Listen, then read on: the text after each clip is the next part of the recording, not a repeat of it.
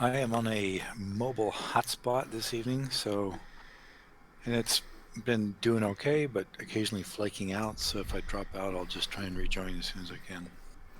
Okay.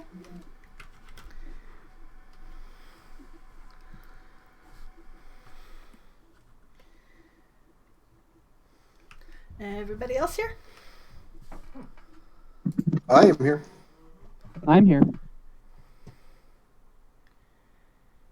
That was Golwyn and Lucha. No, that was Ellendal and Golwyn. Ellendal and Golwyn. So Lucha's not back yet. Is Adam here? Yeah, he is. He's just not talking as usual.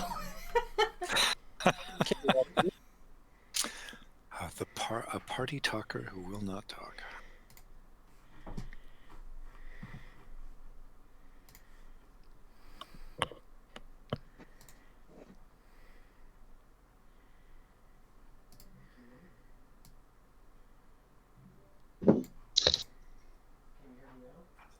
No? No, I can't hear you, hon. I think you're, Oh, it just came through at the end there. Try it again. Yeah, I heard you a little bit. How about now? Yep. Yep. Soft but audible. Yeah, I had to turn them all the way up to 200% to be able to hear them.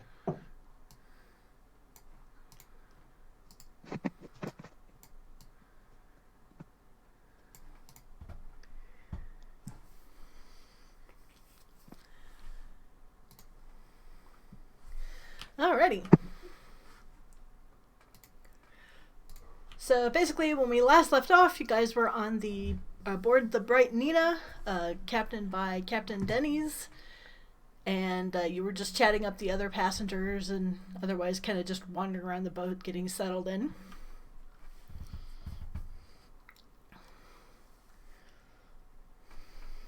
Does anybody have anything that they particularly want to do before we move forward?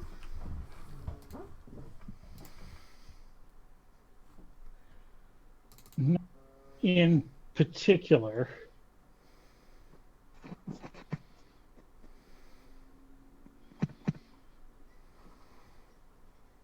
Can we review, if I understand correctly, all of the Soulstones tuned and untuned are in a locked chest in our cabin, correct? Yes. In fact, let me go ahead and give you a little icon for that.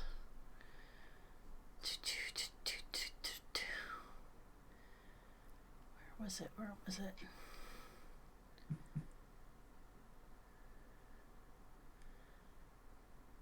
Should have been the tower.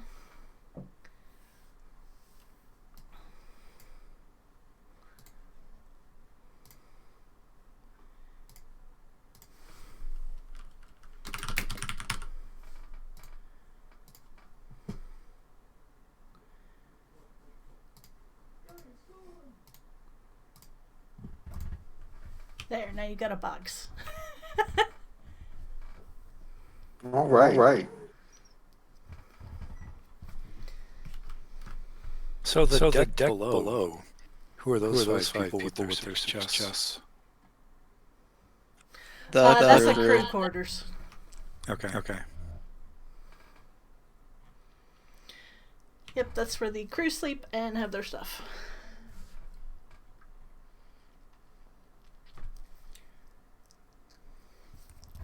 Alright. So, nothing much happens for the rest of the day. You guys pretty much just hang around. It's boat travel. Did anybody get anything out of anyone regarding Yasmin? yeah, I got a little bit out. Basically, what I got is, she's a merc. She's the leader of merc. So she's not the. She is not the rising pillar of the community. However, she's decent and she appears, from what I've been able to gather, pretty honorable. So she's not going to kill you just out of spite or just out of slight. So reputation for keeping contracts. Yeah, pretty much. From what little you were able to find out from, I forget exactly who told you. I think it was Tovi, but he basically told you that he's heard of her.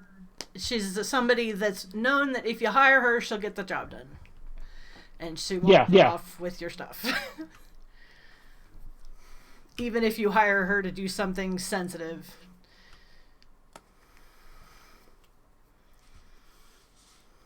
Yes, so basically, she is way more honorable than Daz is. Where are you getting that from? No, not Daz. You mean what's his name? Yeah, not Daz. The other guy. The one who sent us to get the Soulstones. Poor Daz. What is it you do to deserve this abuse? Oh, that's fantastic.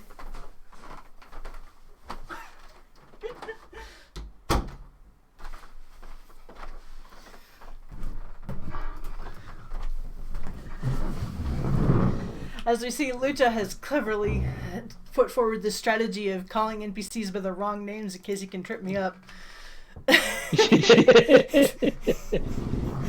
No, it's been a very long day at work. I'll be lucky if I get my name straight today. Okay, so basically the day passes pretty uneventfully.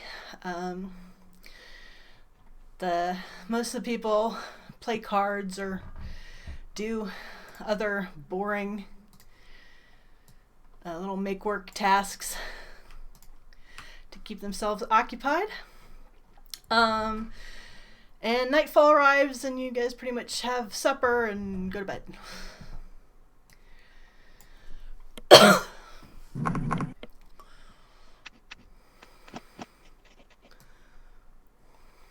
now I get to move everybody.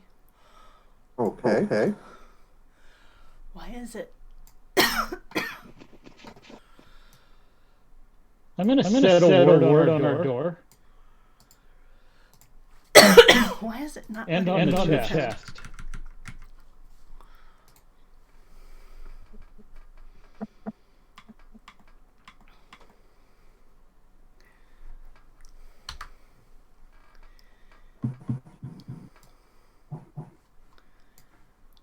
Are there portholes in our cabin?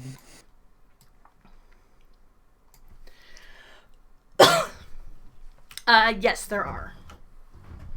Large enough for an adult panther to get through? I'm gonna say no because this isn't a luxury boat. Exactly. Okay.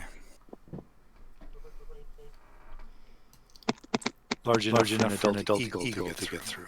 Yes. Okay.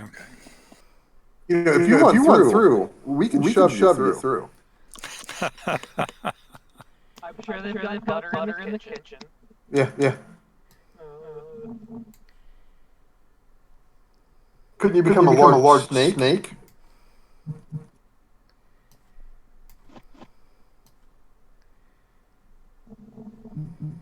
Like a robin.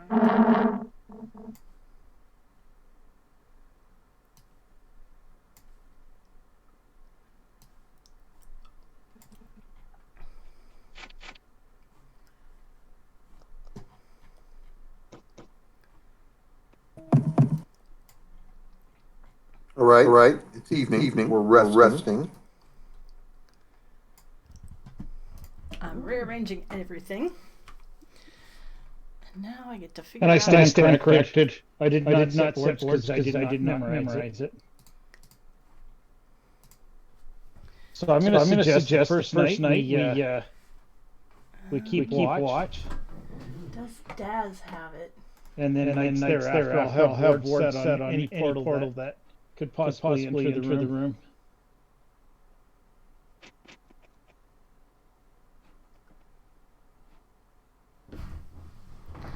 Yes, we set up a watch. Alright, well, who's gonna keep watch? I'll start. I'll take a Love sandwich. that. Day 1 equals uneventful. I am going to stay because I have to change my spells if I can be removed from the watch for the first night.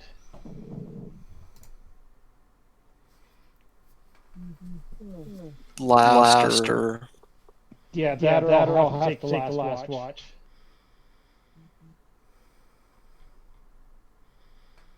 Well, let me rephrase. I'll either have to take the first or the last watch. Does anybody have a problem with me being allowed to sleep to... No. I'm fine. Do it. If it's okay with everybody, I'm just going to skip the watch order and do the Aldos of the cabin as I have previously.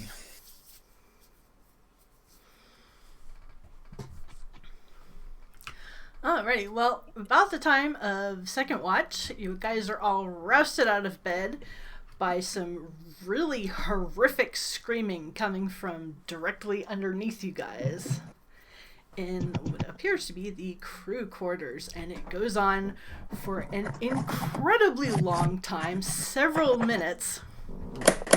You hear a lot of running feet.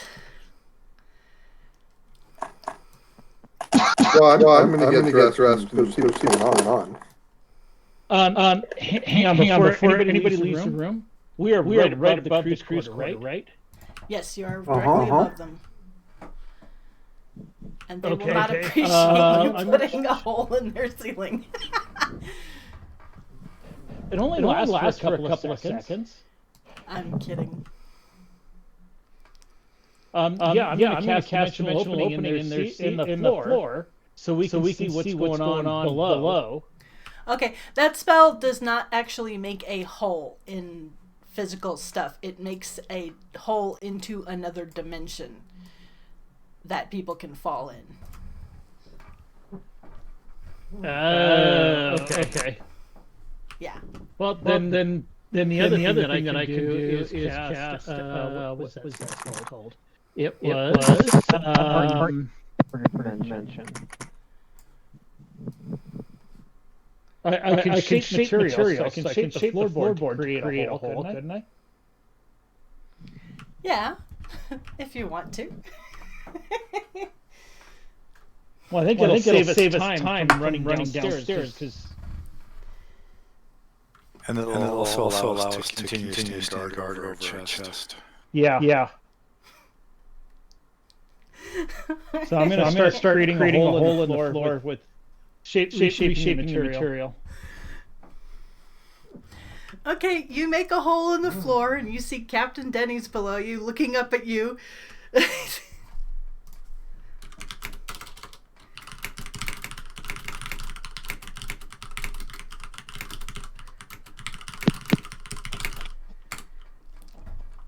And I'll let him know that I'll fix it as soon as we know that everything's okay.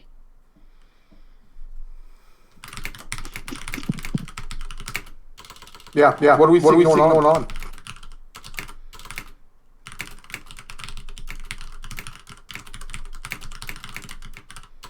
I'm assuming he made a hole big enough that we could jump down if we need to. Yeah, that's reasonable.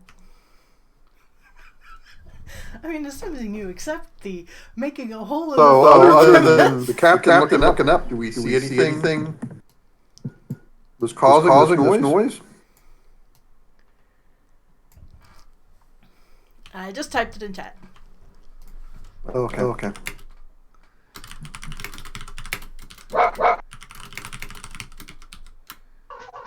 And when you say he...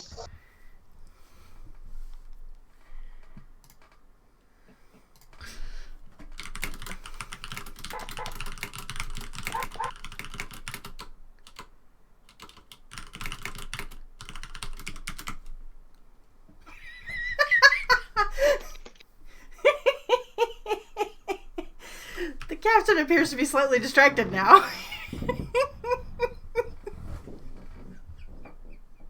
I'm sorry, this is just tickling me. I like to deduce this method of getting downstairs.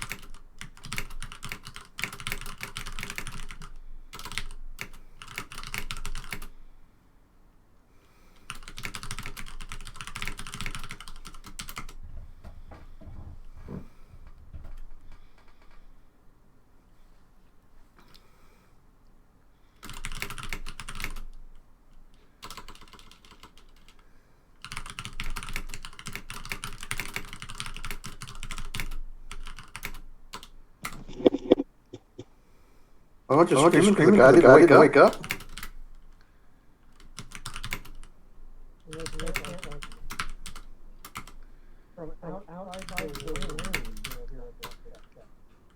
Not your room, the room downstairs.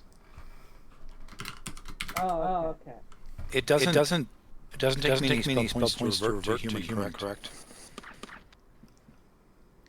I'm going to say no. It only costs you spell points if you're reverting to an animal, if you're switching to an animal shape. Right. That's what I thought. Okay. So heal skill to assess what's going on. Go ahead and roll. Heal is a straight up with belt plus 18.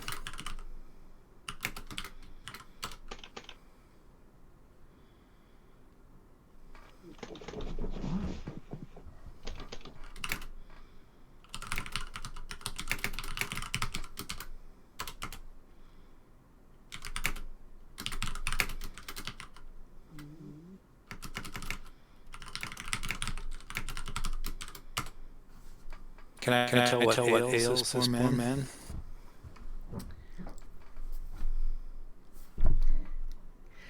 He's unconscious and won't wake up, and his breathing and heartbeat are super rapid and thready, like he's extremely terrified, but other than that, you have no idea what's wrong with him.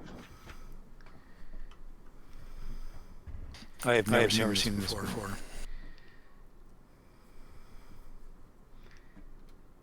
Yeah, don't forget to type that if it's in character. Okay. You said was outside the room downstairs, right? Not outside our room? Correct.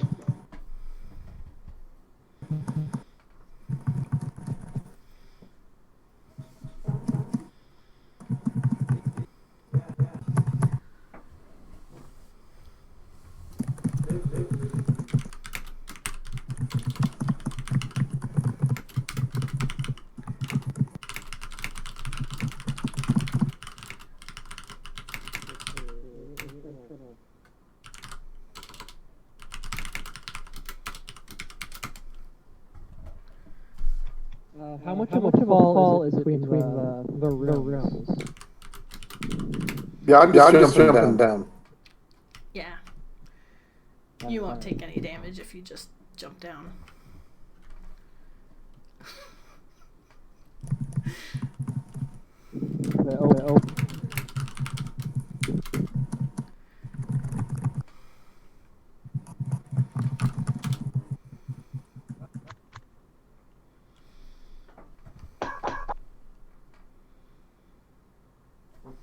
I'm gonna put myself on mute for a second. I gotta find out what's got all the dogs upset. So when I exit the crew chamber room, do I see anything what's going on in the crew chambers? Yeah, they're all standing around looking at the guy who was lately screaming. He's lying on his bed. It looks like he just started screaming in his sleep and didn't get up. Is he still screaming? No, he has stopped. And smelling salts have no effect. Nope. They're not having any effect in waking him up. Toss him overboard. Whether he wakes up or not, that solves the problem. I'm not sure it solves any problem. Keel haul him until he's sober. I'm pretty sure there's no version of this guy won't wake up that is worse than this guy is dead.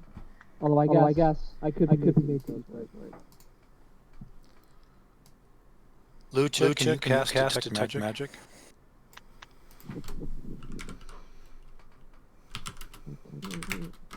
Okay, sorry, I'm back. Yes, I can.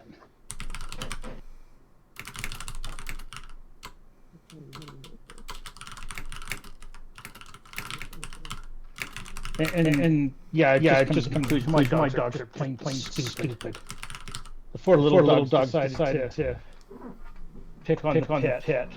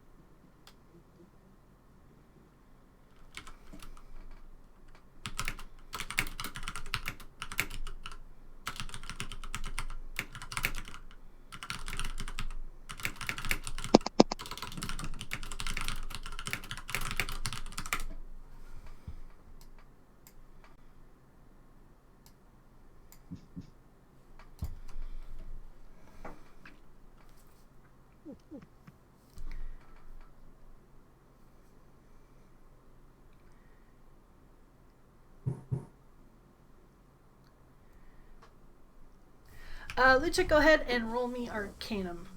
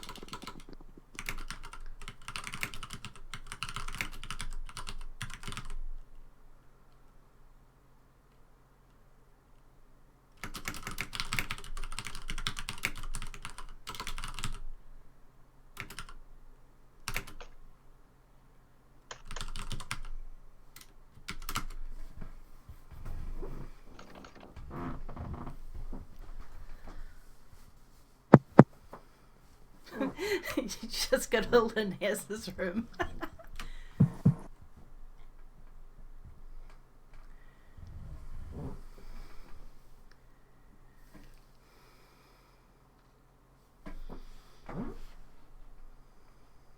Assume this being the crew's quarters, there really isn't anything worth taking, is there? Not unless you like shabby old clothing. Yeah. So I'm going back to bed too.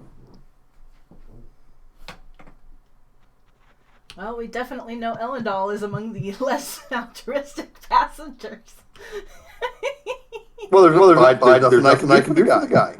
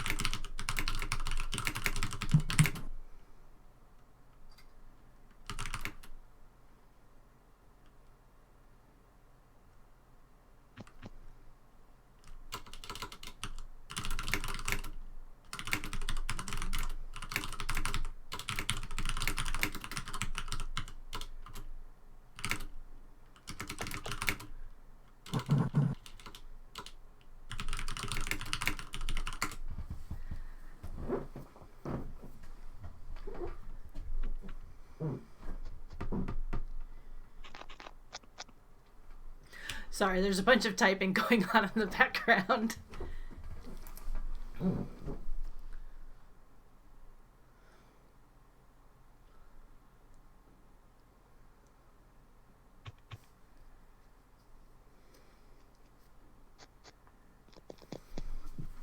Do we know of any like creature that could like invade someone's dreams or something like that? Roll Arcanum. I will do my best. Don't worry, Luch is also making Arcanum rolls. Okay, that's good. Because my Arcanum's not anything to reckon about.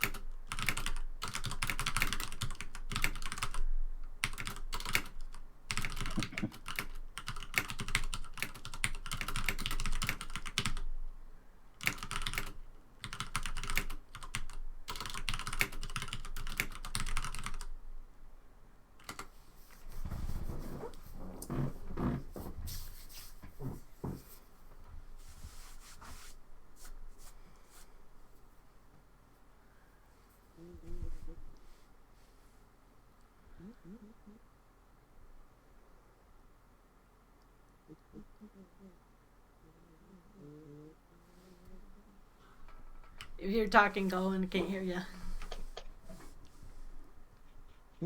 I was muttering myself. So.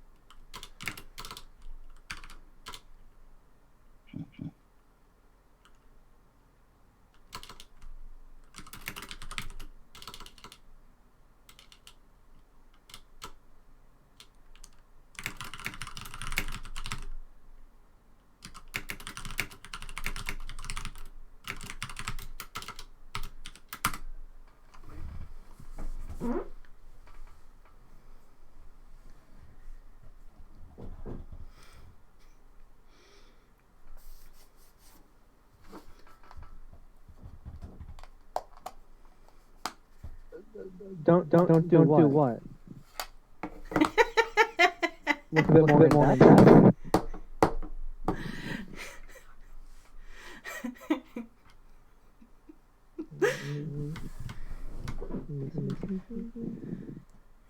Probably referring back to my comment of searching the bed. Are you saying that in character, Golwyn? No, Oh, if you want to search the bed, go ahead and roll perception. Now understand that I have already shouted out, don't touch anything. That something is not right here.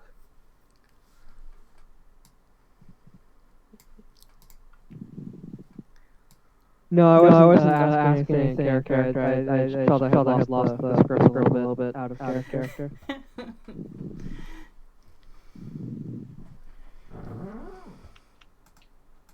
Ooh. Lucha has to use magic for everything.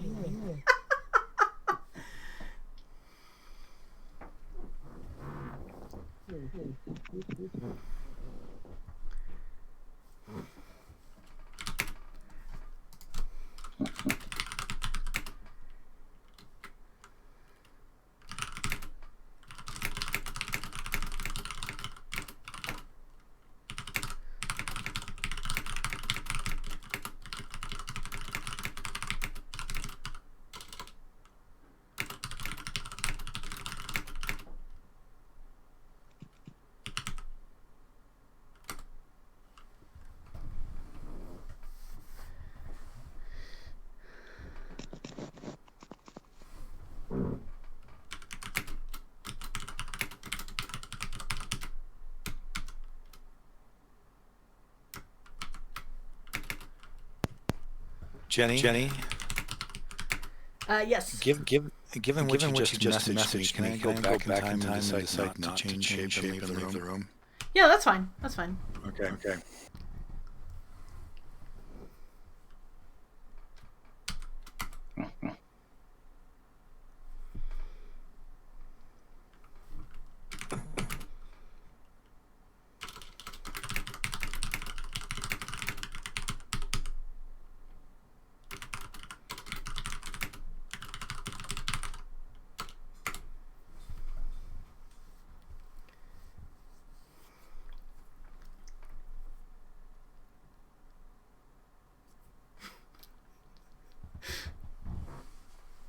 Yeah, it's scurvy. Get him some oranges.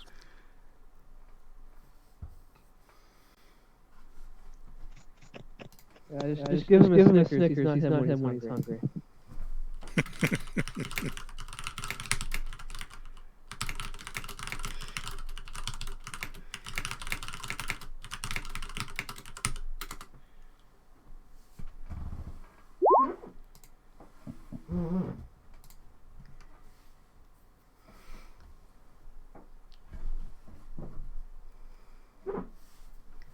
Yeah, but is it a disease or is infected mean like afflicted?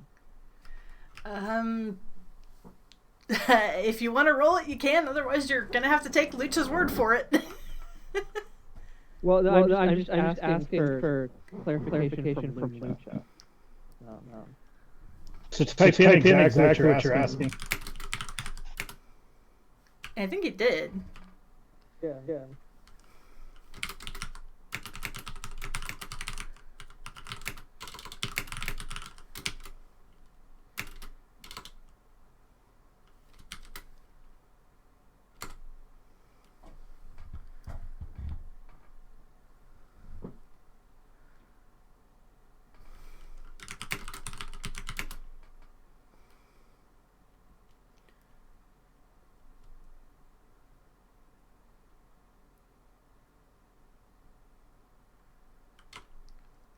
You guys are getting the impression that you have like seconds to stop an outright panic here.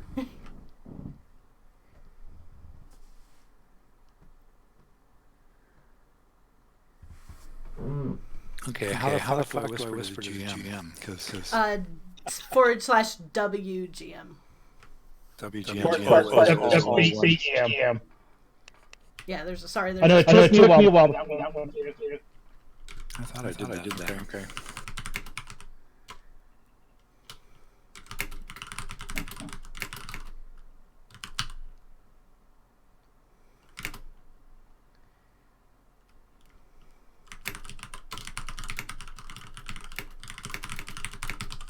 Okay.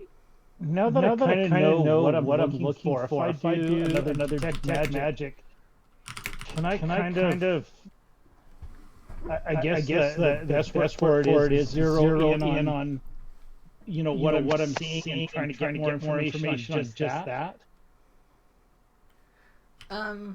Like in what way? Basically, you detected that there is some kind of arcane dimensional disturbance in the room. That's all you know. That's 100% of the information that you have available from what you see. Right. But and I guess that's what I'm saying is it's in the room, not directly on him. It's centered on him, but it's kind of around the room generally. It's very faint. It's like trying to smell flowers that were in a room 5 days ago. It's really faint.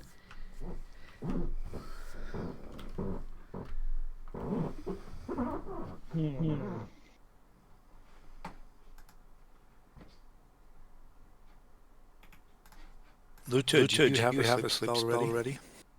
I do. Cast it. That'll be enough to save his life.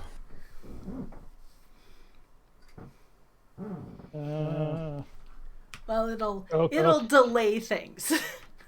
He's still gonna continue to get worse unless you can figure out what the hell's causing this and wake him up.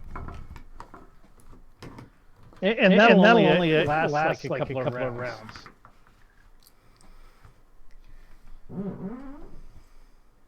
Is that going to be enough time? I'm gonna say seconds right now. No, you have seconds. The crew are getting panicky because you basically told them there's some sort of disease loose in the ship. But this guy has probably got hours, maybe a few days if he's particularly hardy. I'm gonna say that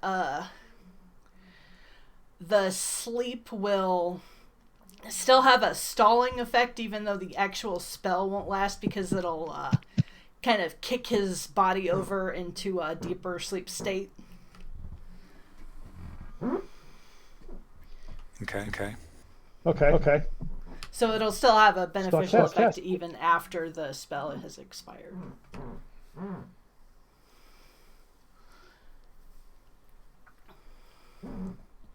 But cooking up a genuine sedative, if somebody has like alchemy skills, etc., would be a good idea.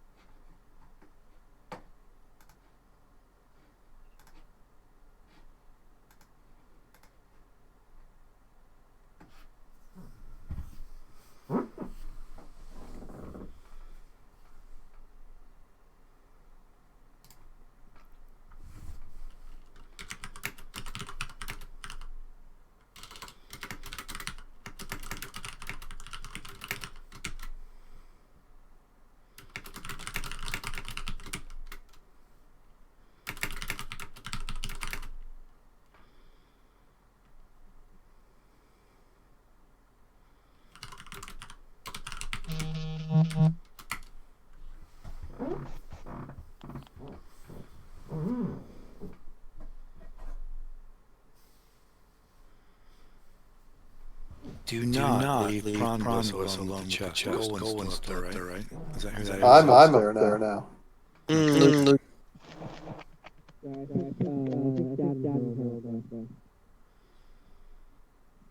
Oh yeah, you may want to move your character up there, Elendel. I'm not sure what the crew member is, but on my screen you're still dead.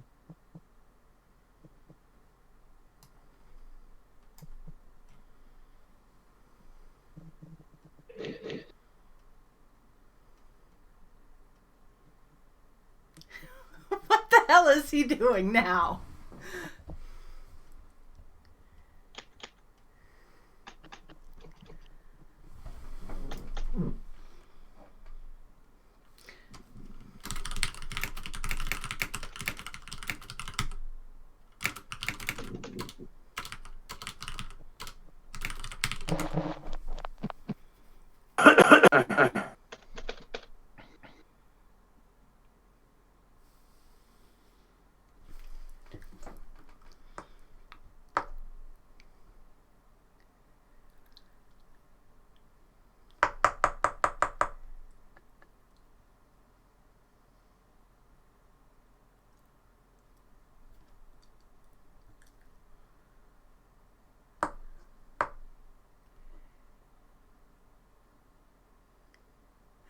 Okay, that's actually a really good idea. I'm having. It's mind affecting, but it's not language dependent. So I'm going to say no. But.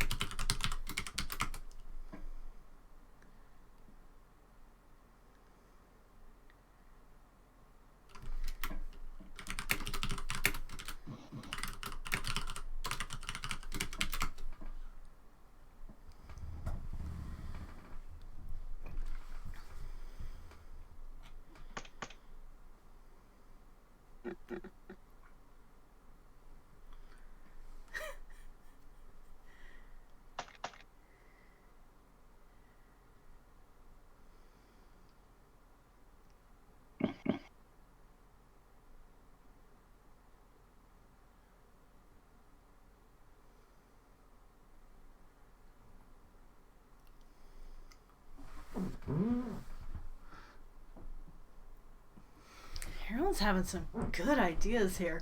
Unfortunately, he doesn't get a saving throw against it.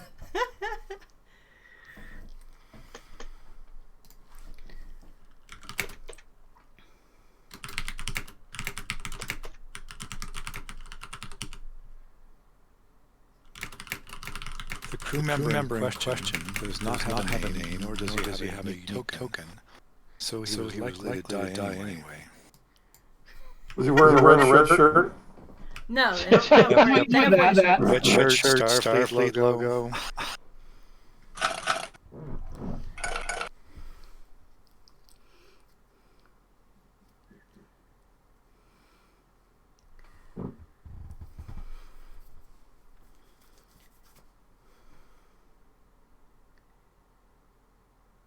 And I'm going to assume that most of just casting a spell on him, not knowing exactly what spell it is.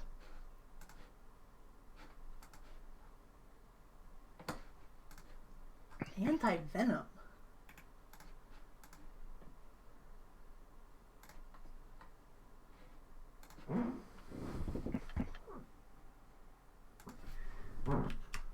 Where is anti-venom from?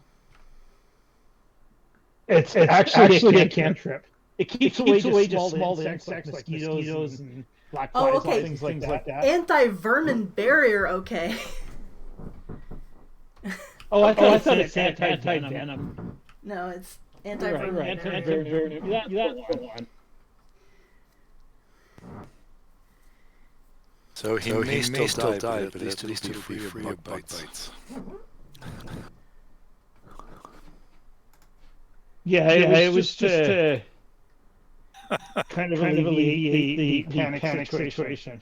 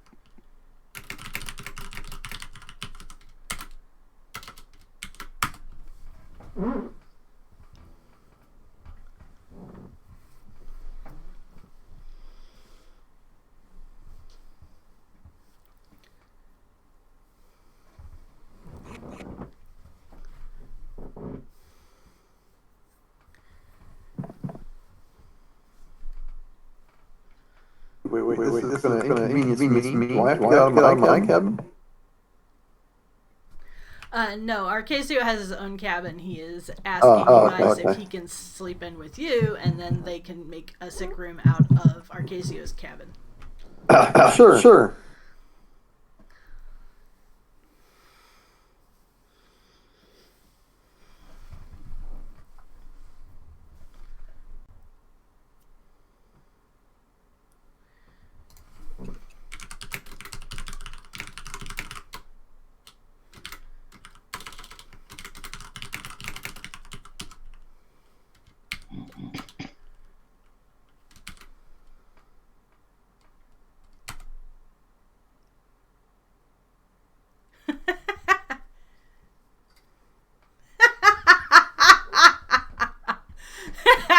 Ellendal are giving away your stuff because he ain't there.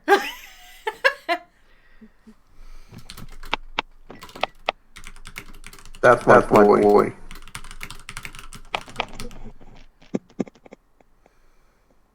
It's true.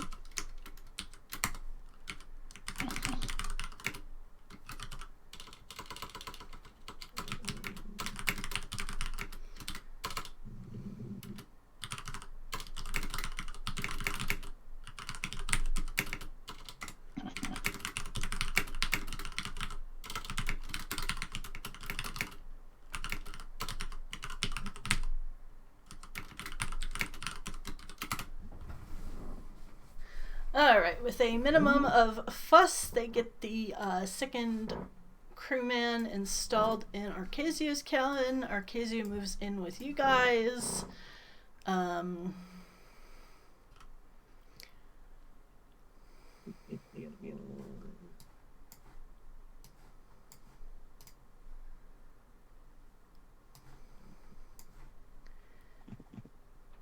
The crew kind of settles back down since they really don't have anything else they can do at the moment.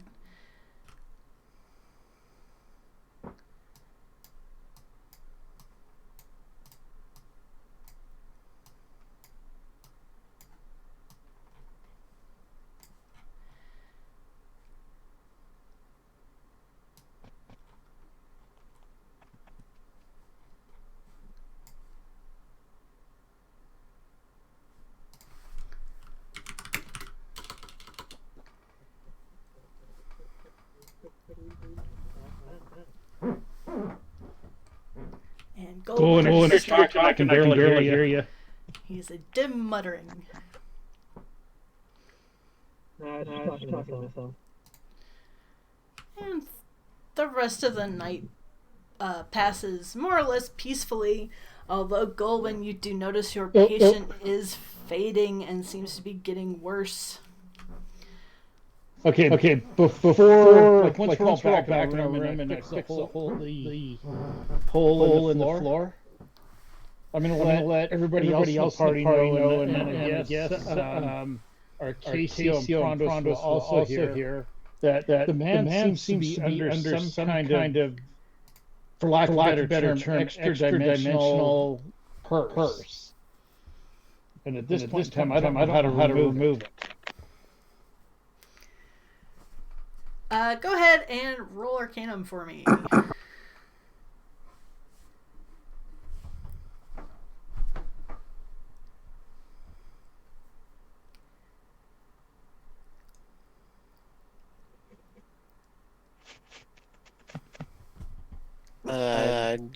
I'll give myself a plus two. Never mind. You said everyone roll a Arcanum roll? Anybody who wants to.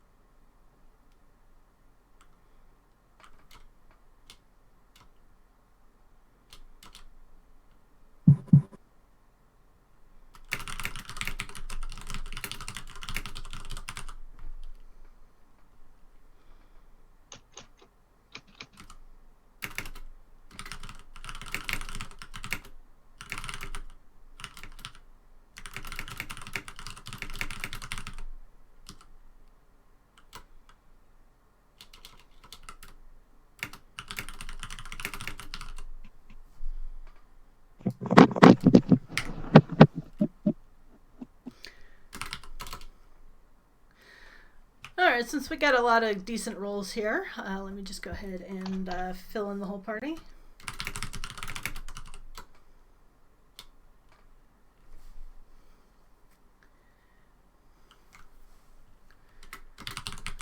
What's in it for me?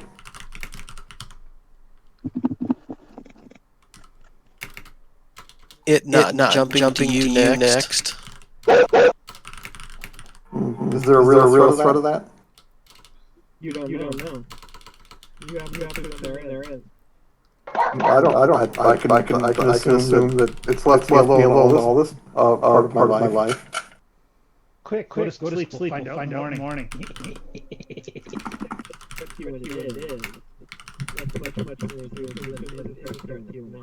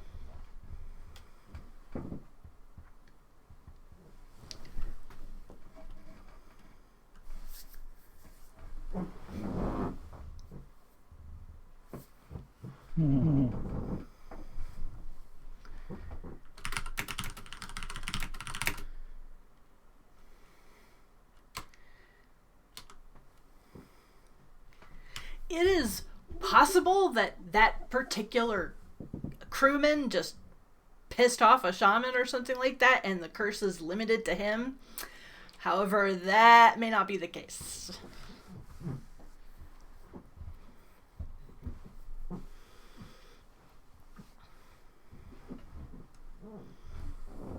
Can we assume that?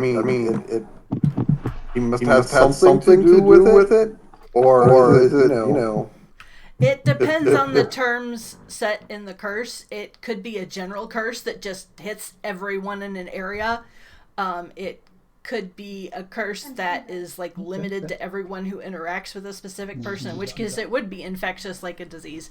The caster of the curse creates all the terms of the curse, so you have no idea what exactly the terms would be or how this is going to play out, basically. This particular curse, there's always someone responsible or something. Someone is responsible in the sense that they cast it, but it could be just on an object that was brought aboard. Like, someone had like a sacred totem that was stolen and is on board somewhere. So he may have been affected, even though he had nothing to do with... That is entirely possible. It is completely dependent on how malicious the curse caster is.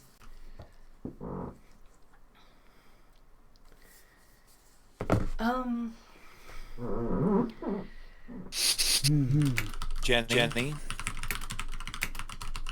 regardless of the answer to the question I asked in chat, I'm going to start backtracking this man's whereabouts since we launched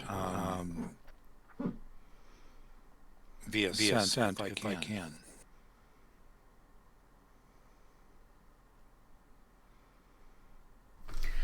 You definitely can go ahead and roll survival for tracking purposes.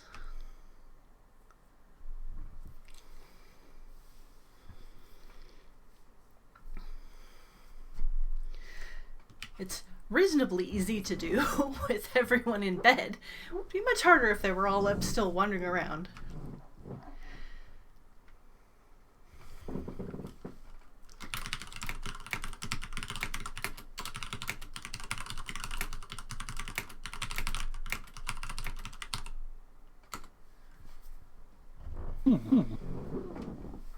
Are we in a wilderness setting?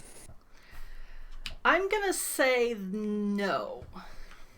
Okay, so it's 13. This is a building. No, you're doing this while we're resting and everything else, correct?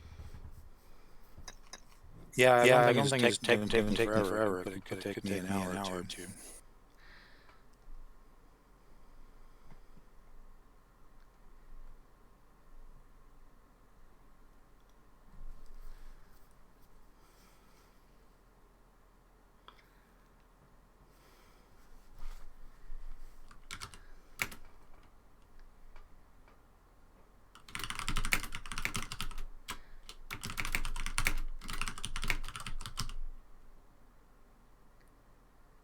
Okay, my next action is going to be based on when we wake up.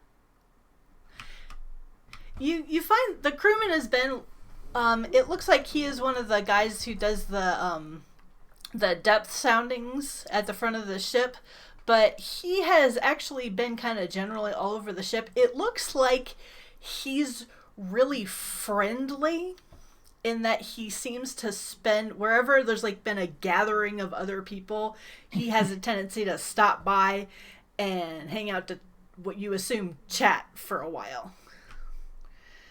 And quite a few of the other crewmen are more, it seems like they're just more, just do their work, hang out by themselves. This guy is particularly friendly and constantly around people.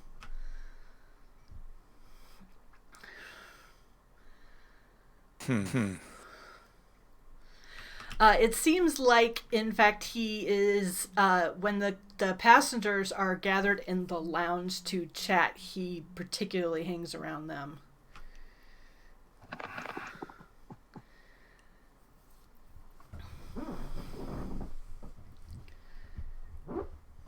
Passengers in general or one passenger in particular? It's too hard to tell because people are in and out of the lounge all the time and their scents are just too mixed together. Okay. Well, I will say that Micho, Sly, and Baze, the card-playing guys, he tends to avoid them. They mostly just sit in their corner and...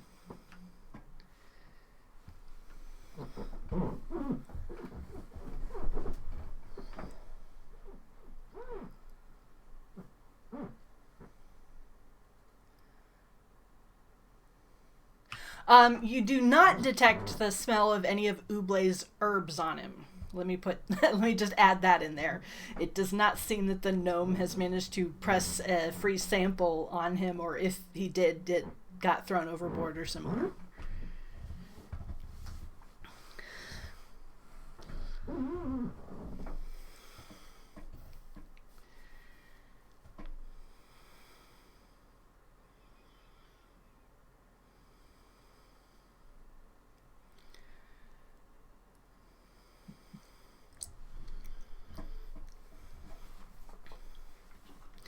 The rest of the night passes pretty much uneventfully.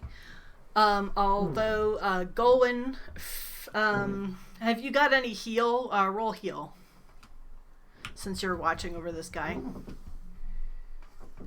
I'm going to assume that you just wake up every 30 minutes or so and have a peek at him so it doesn't really disturb your rest. Well, in any particularly functional way. Okay. Yeah, nice he does job, seem to be... Wait, let him die. He seems to be fading. You estimate that he has 1, maybe 2 more days if you stretch it as much as possible.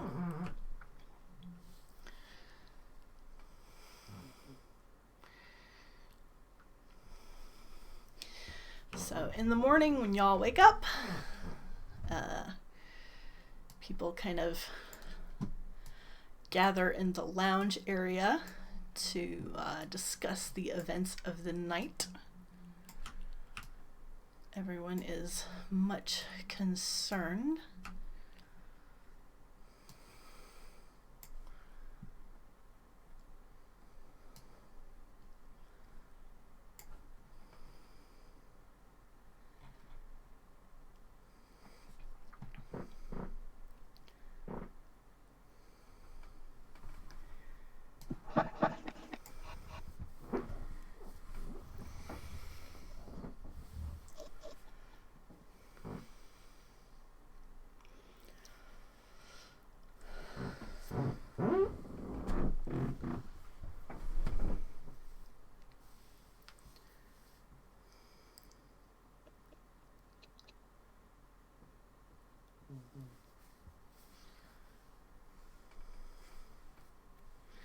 Yeah, if you're moving around the ship, make sure you move your pod.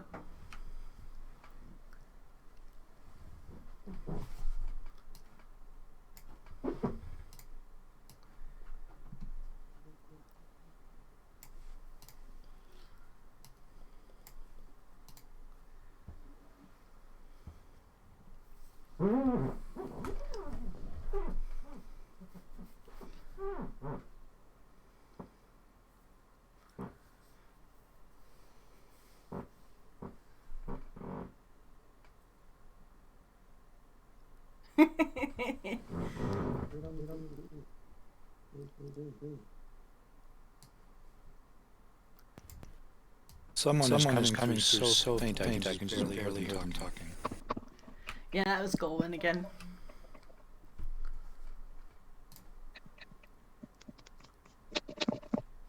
Yeah, occasionally I think out loud.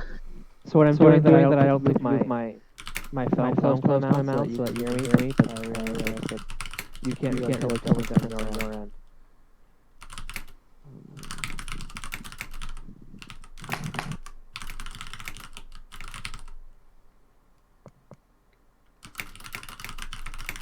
All right. So I think we ought to start talking to this guy's friends, trying to contact Tracy, see if we can figure out what's going on. Because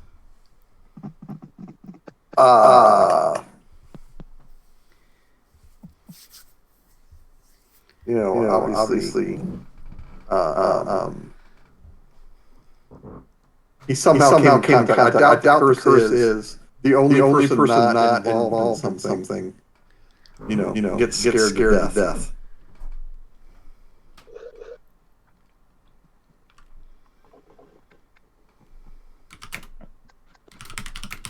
I'm a little suspicious of Tovek. He's the only passenger that stuck around after everybody else left.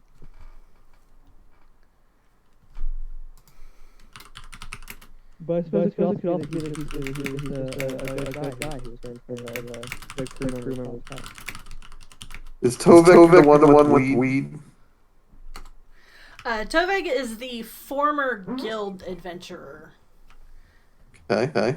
Who is weirdly young. So I have to admit that I watched a lot of Law and Order. And a murder takes motive, means, and opportunity. Just about anybody has had the opportunity. And I think probably everybody except the other crew members could have the means. What I'm completely at a loss for is what is the possible motive? Why would anybody want to curse a random crew member?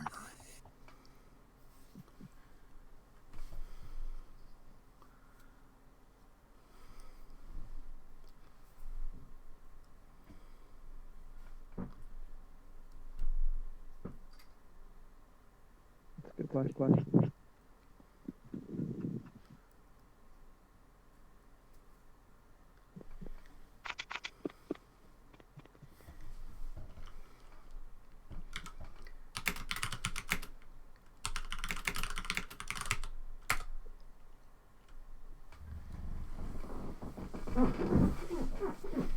Oh no, wrong place, wrong time. Yeah, Sorry. yeah. If not an actual target. Maybe he saw something and didn't realize it, and someone slipped the Jimmy on him. Maybe it's just someone with magic powers, and antisocial personality disorder. Well, and if he did something to offend someone, it would have had to have been at Stump. Because you don't know where he's been before, but you can kind of guess that with a curse this nasty, it probably would have taken effect before he got to Stump if it came from somewhere else. I'm going around the hold, and I am going to be looking to see if anything looks amiss with any of the crates down there. Like somebody might have been, getting into something. Are you opening the crates or just looking at the crates? I'm just looking for signs of anything that may have happened. I am not opening anything. It doesn't look like anyone's been at the crates, like if they were trying to break into a box or anything like that. You do find what appears to be the giant case o' weed.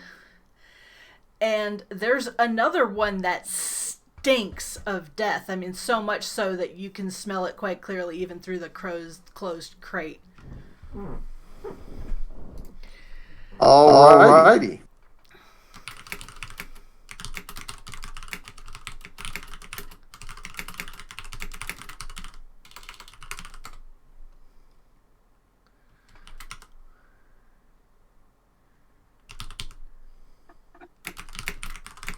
I'm going to go and get Listens and Lucia, and I'm going to bring them down to the one that smells of death. See if Listens can transform into something. Might be able to sniff out a little bit more detail, and Lucia can check if there's anything magical going on. You might need to type that you're going to get Listens because he's having erratic sound because he's on, like Cafe Mobile. No, I gotcha. Cool. Remember I did a scent patrol of the whole ship? Just searching for anything unusual? Mm-hmm. Sorry, you did smell it. It kind of just smells like there's a dead body in the box. Okay. And whose box is this? You have no idea. They're not labeled. Can I detect anyone's scent on the box? Yes. Go ahead and roll survival. Actually, I think you probably just have a high enough survival that you could figure that out right without having to roll.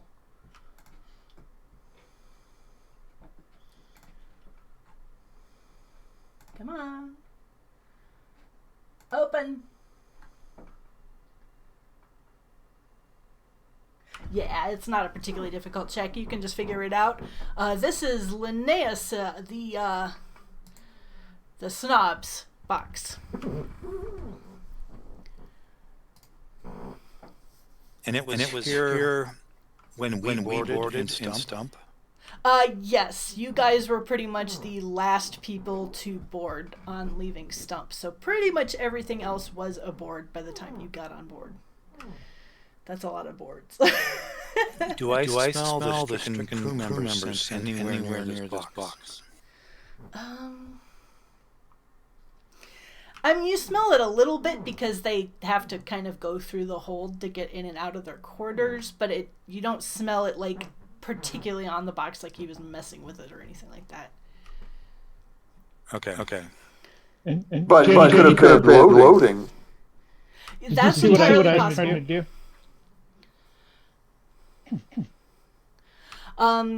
You do kind of notice in passing that this box is particularly large and heavy. The boxes are just kind of like graphical representations. The cargo hold is actually full of all kinds of different stuff. some of it's stacked together, some of it's in chests and so forth. This is a particularly large and heavy box, and it's very expensively made. There's a really, high complexity lock on it. It's got iron banding, that sort of thing. So whoever made this box does not want anyone to get into it.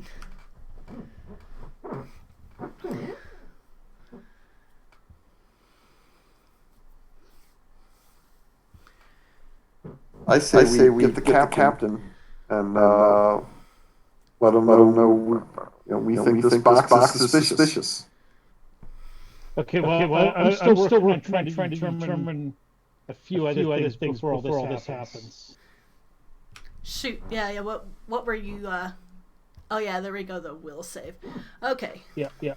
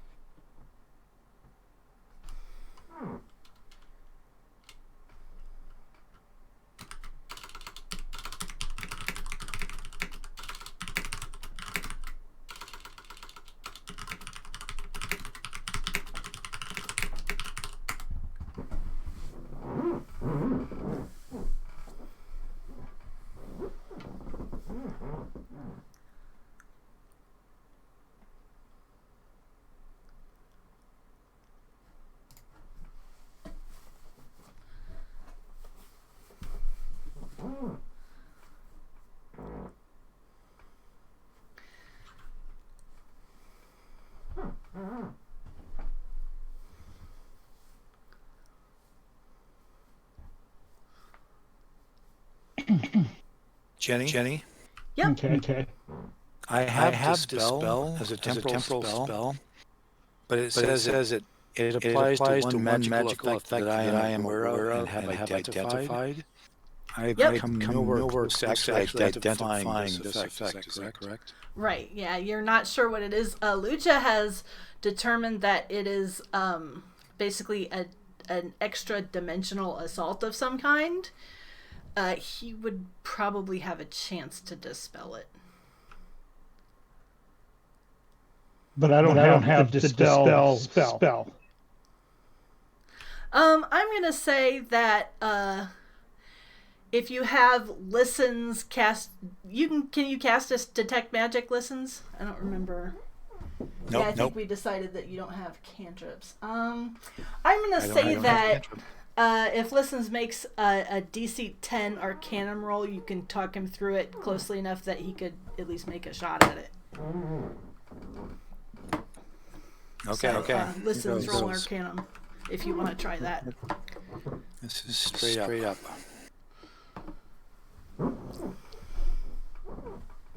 Fifty shot.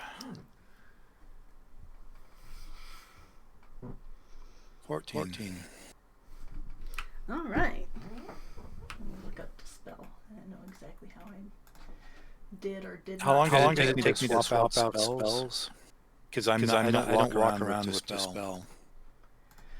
You would have to if you didn't specify that you memorized it today, you'll have to wait till tomorrow. If you want, I'm willing to go ahead and hand wave that you could have selected it this morning, knowing that you might want to give it a try. So that's fine if you just want to swap out for it now. We'll pretend that you did it earlier. So one spell point. An opposed caster level check against the caster of one magical effect. And my DC... Are you trying to cast it on the dude or on the... My DC is 18, so I'm trying to cast it on the effect, on the curse itself. And whoever the source is of the curse, I'm rolling against their DC, with my DC being 18. Is that correct, Jenny? You to make a caster level check, basically you roll d20 plus your caster level plus your casting stat against the DC of basically 10 plus their caster level plus their casting stat. Okay. You ready for me to roll that? Go right ahead. So that would be...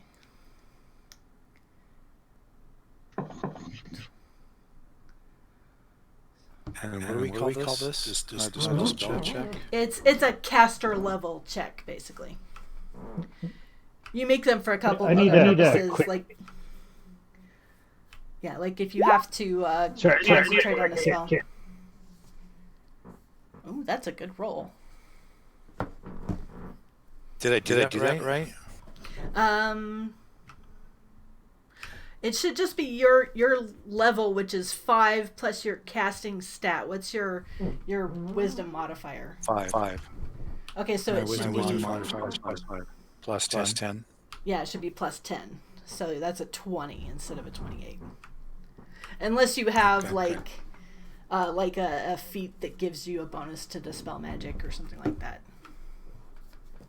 Nope. Okay. 20.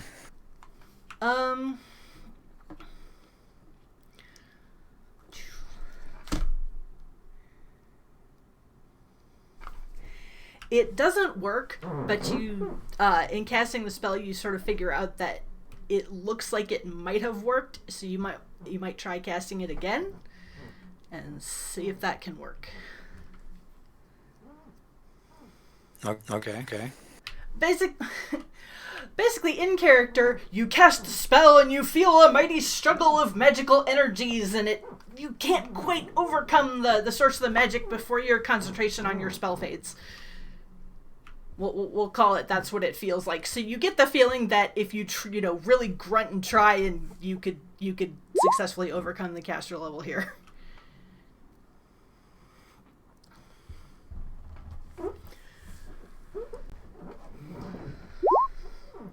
And make sure that you're marking off the spell points as you do this. Right.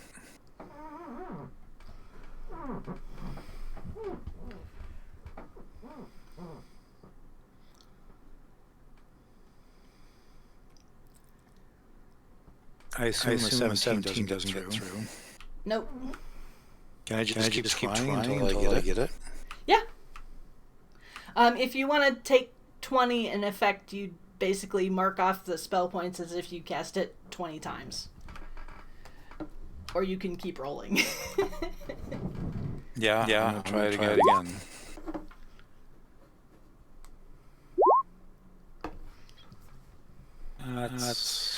That actually just you feel something fades away.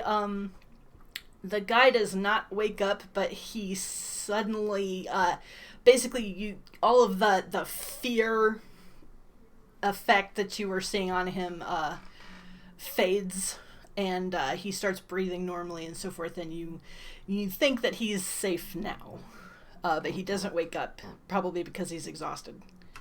But I gained no knowledge in that process. What actually the source was, or how he picked it up, or anything else. All I did is fix the end effect. Yes.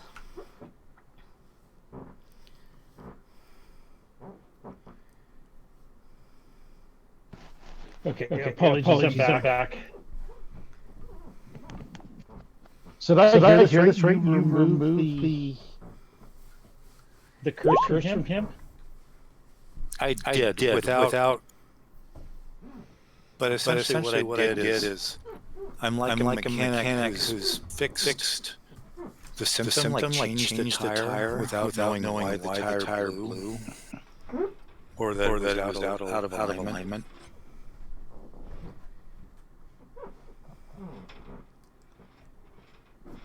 And I should be able to fix the next one, but I can do nothing in terms of diagnosing or preventing.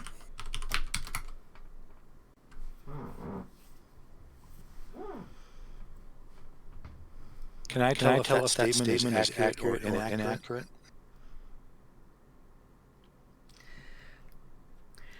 He wasn't doing any magic that you know of, so you'd have to rate that as highly unlikely.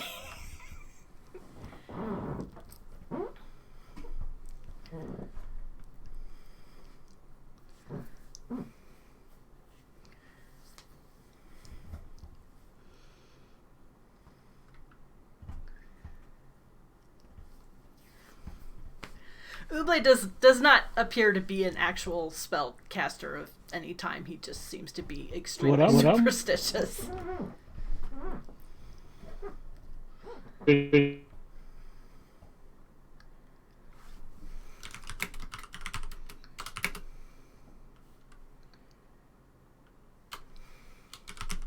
I will be observing him very closely as he reenacts his helping to see if there's actual anything.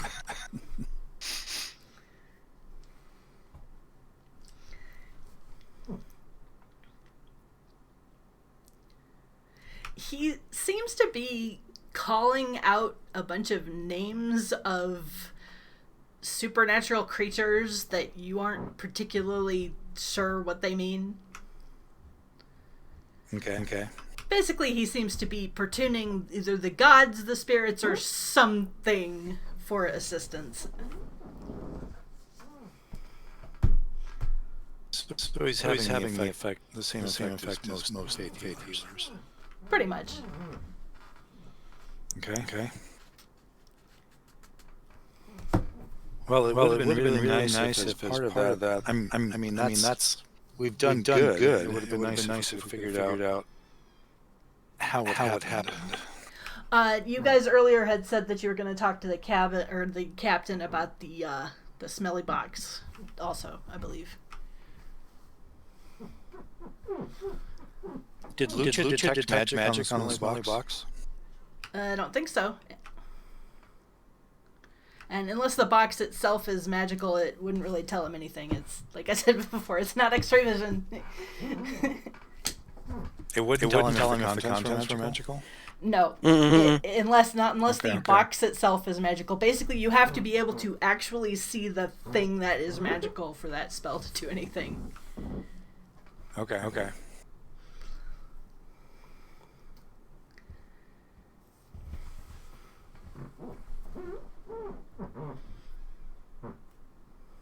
What is the captain's name?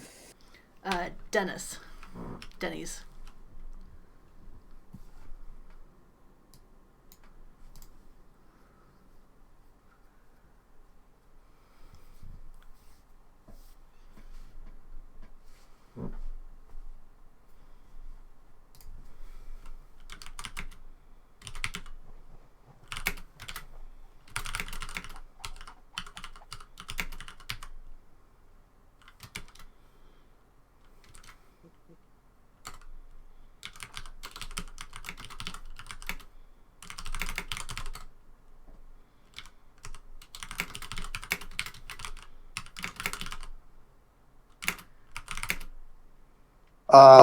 Apparently Lucha is having some internet problems.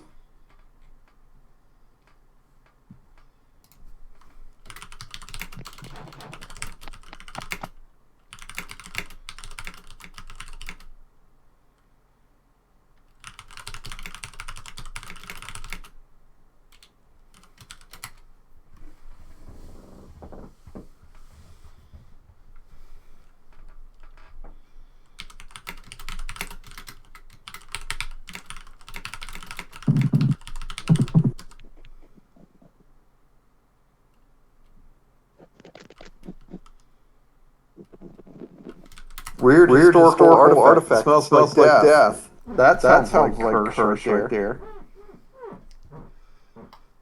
The guy is stable as far as he can tell, right? Yes, he is stable.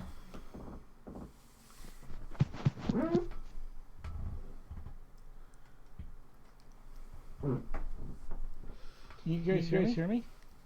Can now. Yep, can now. I already took all your stuff though. Well, catch on, taking all my stuff and I put him to sleep. Put him on the totally naked. He has nothing on him. That's how I'm normally walking around. I'm sorry, not. Did I not know that?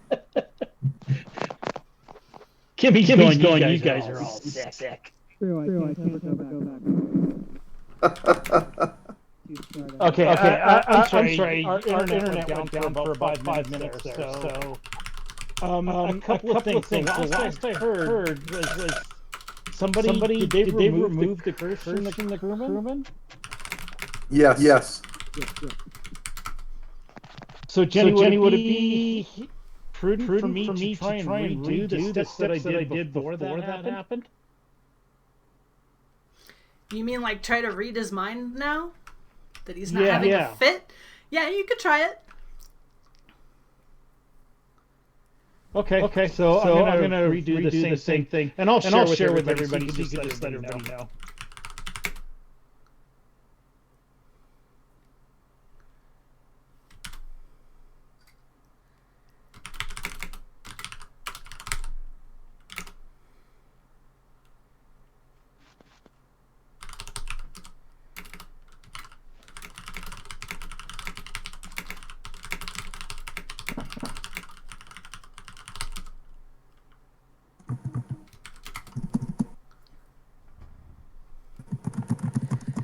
So what you have to ask questions. What question are you specifically trying to learn from his mind? Did he or anybody in the crew that he knows of take anything from somebody? And then what was the other question?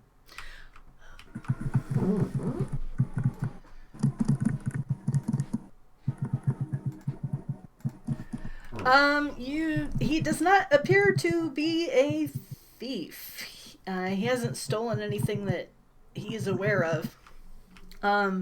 Apparently the captain is extremely strict about that kind of thing, and he'd lose his position.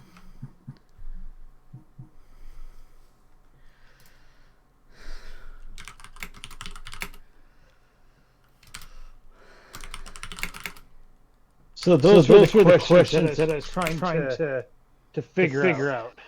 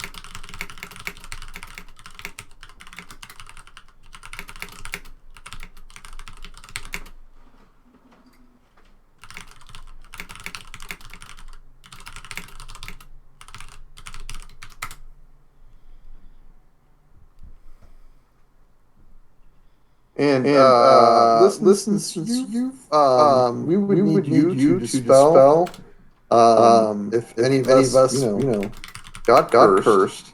I would suggest that you not be nearby when we're looking at that, just in case it is the issue.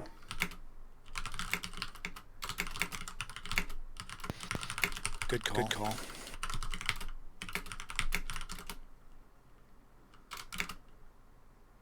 And I think we established that Harold has the highest authority in the group, correct? We just found out something about Jenny. The fact that this knows what a daily diaper smells like.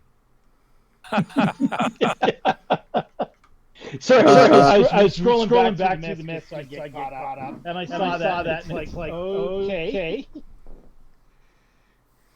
I mean, I'm pretty sure any parent could identify that smell. I was just going to say, any parent did identify that one.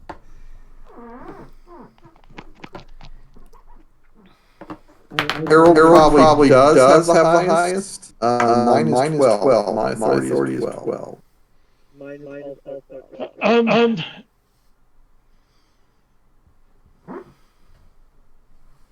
Harold, I'm guessing approaching Linnaeus with the captain will give you some sort of bonus. Okay. So that all kind of happened before we saw this box. Is that correct? Me trying to talk to him and Yeah. Basically, okay, you went in to see the crewman, you did all that stuff with dispelling the spell, and then Elendal came and got you and was like, there's some weird shit in the hold, and took you down to look at it. Okay, so the first thing that I want to do is detect magic on that box. The box is not magic. Okay. No one has authority higher than 12. That's pretty close to maxed out at our level. I gotta think. Yeah, sort of getting magic items. Okay. Yeah, might be I better. recommend everybody who has authority 12 or higher go trooping to Linnaeus captain. Because right now, our best guess is the source of the curse is whatever's inside that box. Well, hang on, because I'm just trying to think if there's some way that I can see, and I'm kind of looking through the cantrip stuff.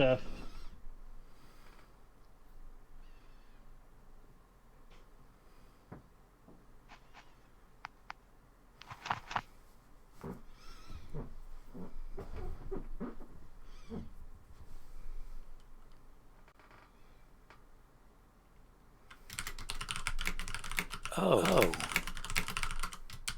Duh. So tomorrow, I'm gonna memorize True Seeing. Reveals all magical effects and their nature to the target site.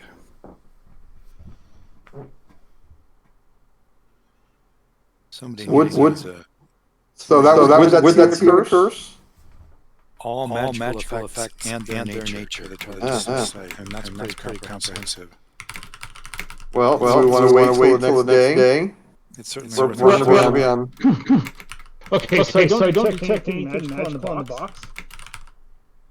Can't see through the box, so there could be some magic side. The box. I want to know about the box itself. I don't detect any magical or anything else. No, it's just a really heavy, expensive box. Okay. I'm going to shape materials. If you're in the hold, move your pog down there. Oh, I thought I did move my guy down there. Nope. I guess not. Nope. And I'm assuming the box is here someplace. Yeah. Or does it matter for... Okay. So I'm going to here, I'll mark them. Green is the marijuana box. That's the dead things box.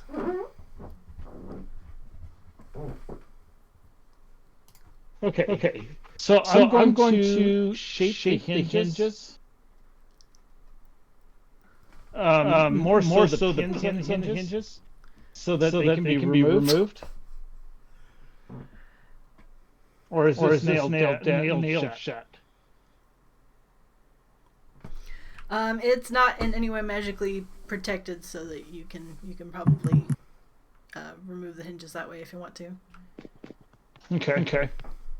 So I'm going to remove the hinges so we can get a peek at what's inside this box. Are you doing this surreptitiously with nobody else around? Well, no. I thought down there, according to where his pog is.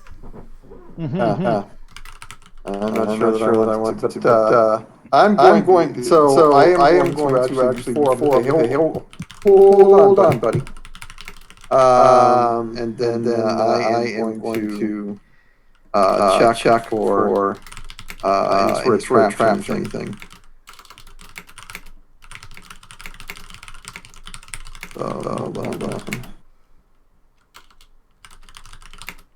That would be perception, right? Yeah.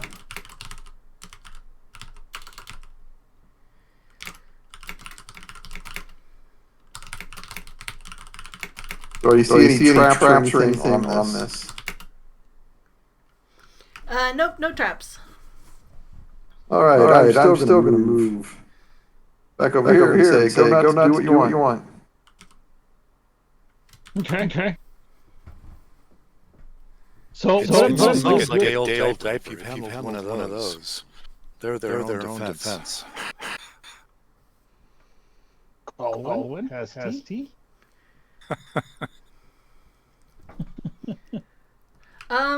Go ahead and roll perception for searching through the guy's stuff.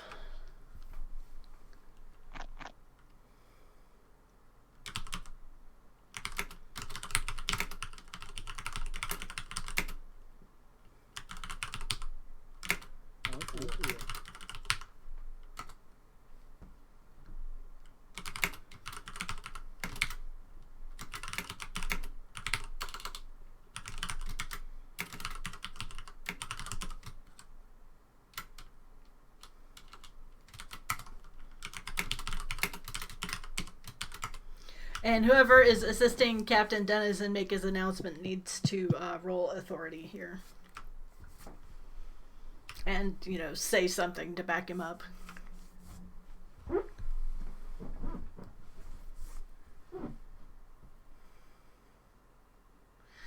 Well, that's a not very good roll.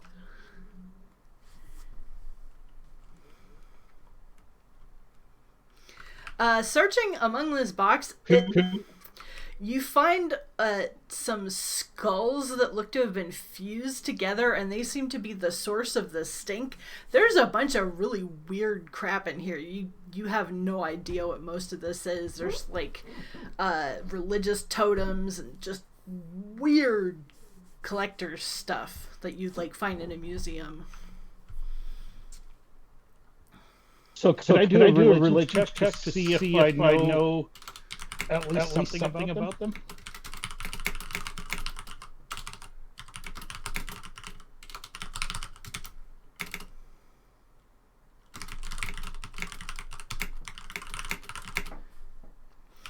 Yeah, religion or history.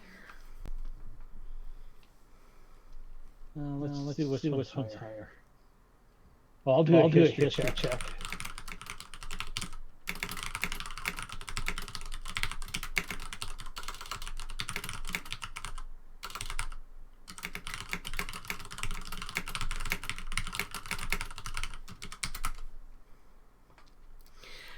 History check.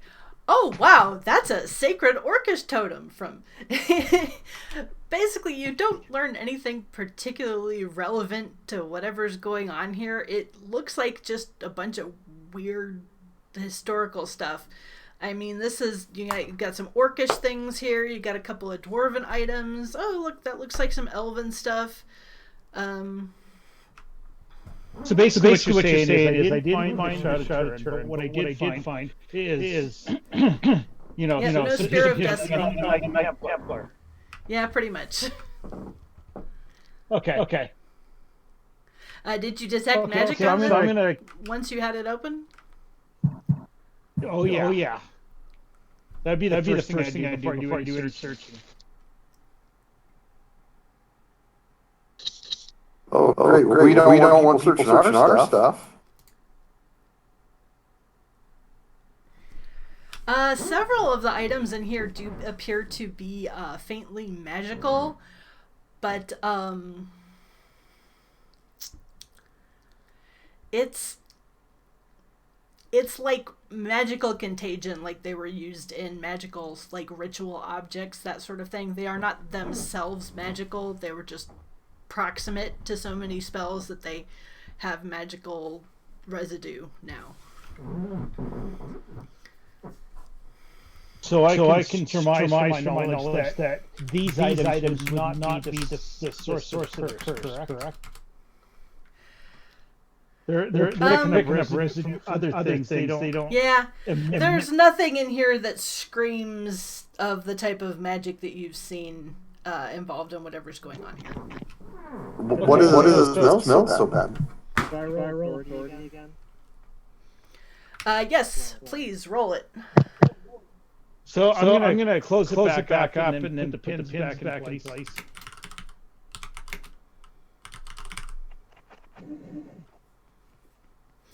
Make me a craft check to put it back just as perfectly as it was.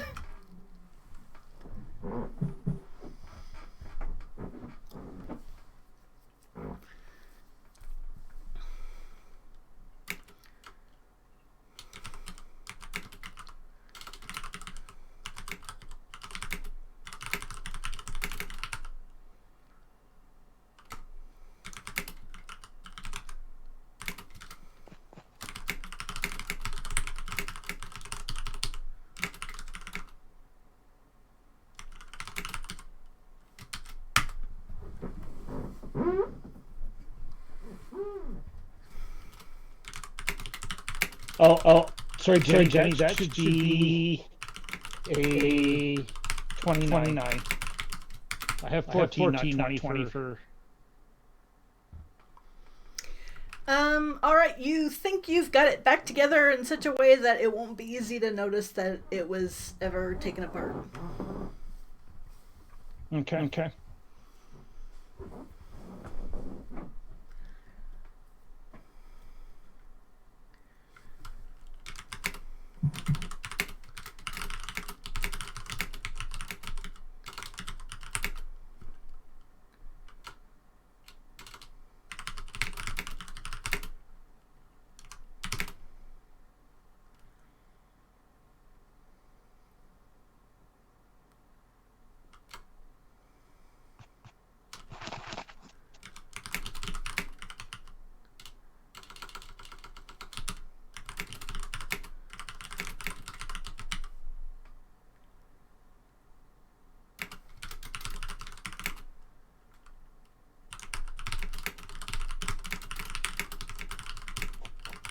All right. So I guess Lucia and I are down here.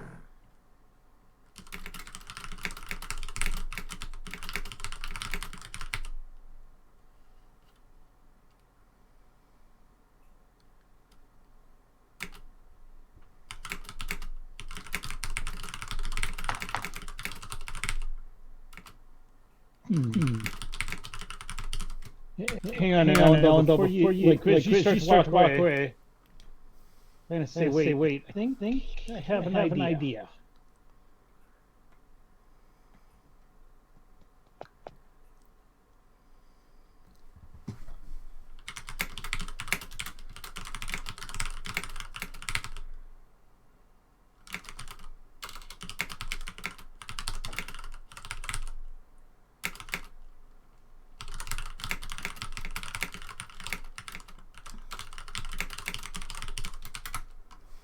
And Jenny kind of let us know when we're caught up along the same timeline.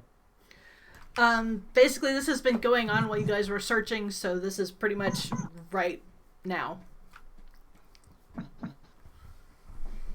I'm going to suggest that we detect magic on each one of these crates. I don't know if my detect magic would penetrate the crates to see if there's anything magical within them. Okay. You don't need me for that. I need somebody to look out while I'm doing this. I see. Well, we actually need... Well, Captain Denny's, while you guys are doing this, comes downstairs and he sees you guys and he basically is like, we're all going to gather in the lounge and then search the ship to see if we can find whatever's causing this. Please go upstairs and join everyone in the lounge.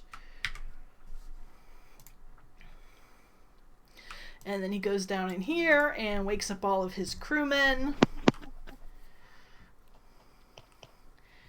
And they all come out and head upstairs with you guys.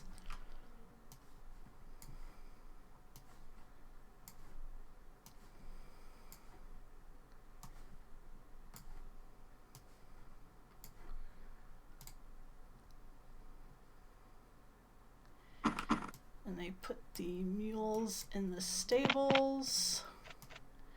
And those crewmen come up to join you. I am going to suggest that we start from the bottom of the ship and go up. I'm going to suggest that we postpone this until tomorrow when I have the true seeing spell up.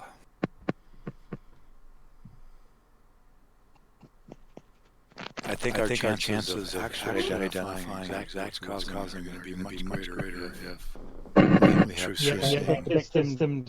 Because now everybody's alerted that we're looking. It gives them time to hide it or throw it overboard or whatever. Okay. That's good. As much as I like your idea, I'm all for it. I think it's too late for that. I agree. Daz has true seeing memorized. Oh, does he? No. Let's be using that. Then let's let him use it. Here's He's the same level as us. He is one level lower than you guys. There's a slight problem, however, as you look over at Daz and realize that he has been drinking. Apparently he got quite nervous and somebody gave him a beer. All right. Babysit. They didn't at any point mention that they were keeping an eye on him while any of this was going on. commotion and what I've stuck my head out of our room. Oh yeah. I mean, Dennis would actually was like going through the halls, knocking on doors, and being like, everybody come out, we're all gonna get started on this. Come out, wherever you are. We established the Soulstones Session has become their list all to like wearing wild chip, right? He can if he wants to be big, but it's still gonna be a pretty exhausting amount of crap to carry all the time. But for a short period of time, while the ship is there. Well, you'd have to open the box that has him in it, give it to Listens, and have him transform. And I'm not really sure that they want to let you guys out of their sight so that they can do that. Yeah. Right. So I'm still with we start at the bottom, work our way up.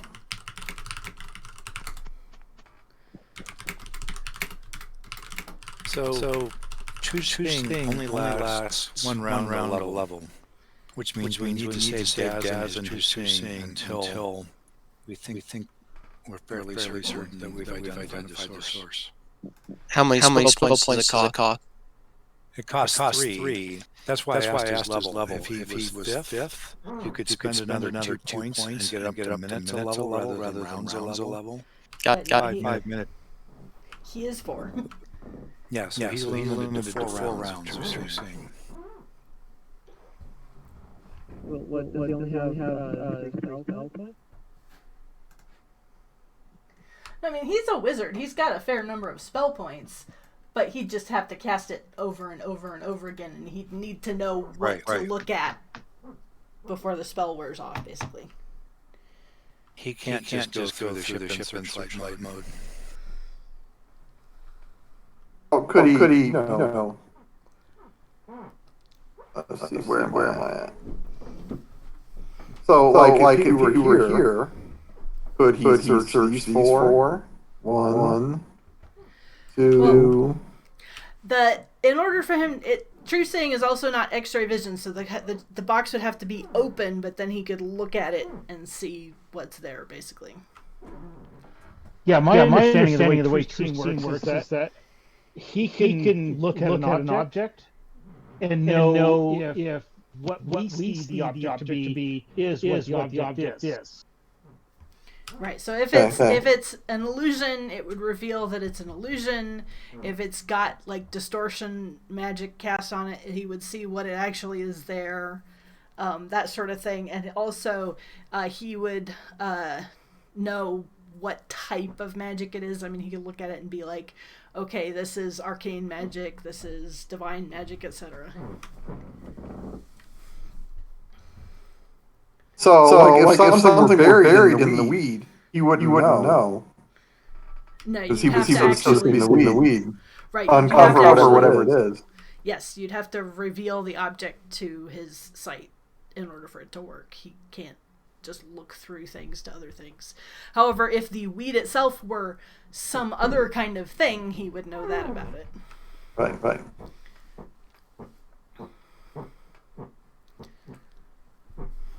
So this is going to cost him three spell points pop. Does he have enough spell points to essentially go through the entire hold with Truth Seeing up, as we call pop boxes? Yeah, if you can keep him on task, he should be able to. The main problem is that since he's drunk, he's going to have to make caster level checks to get the spell off at all. Because his concentration is a little shot at the moment. Okay. So it's just going to take a while longer. But yeah, I think he's pretty much got enough spell points that if you get things opened up, he'll be able to analyze them. Okay. Let's proceed with that plan. I'm hoping that whatever curse this is so obvious and gobsmacking that even if he's drunk, it'll be obvious to him and everybody else.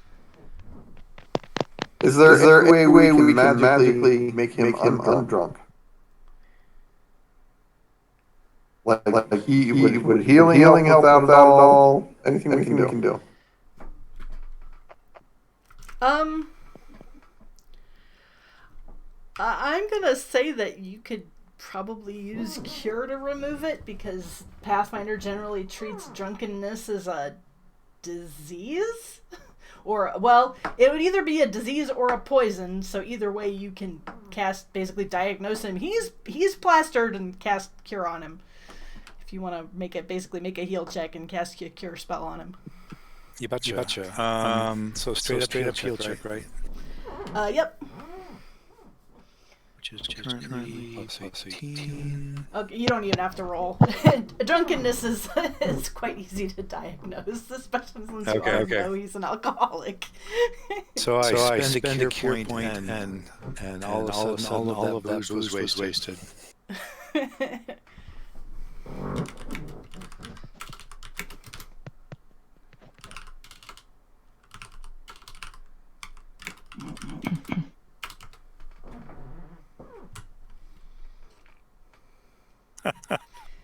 He's like,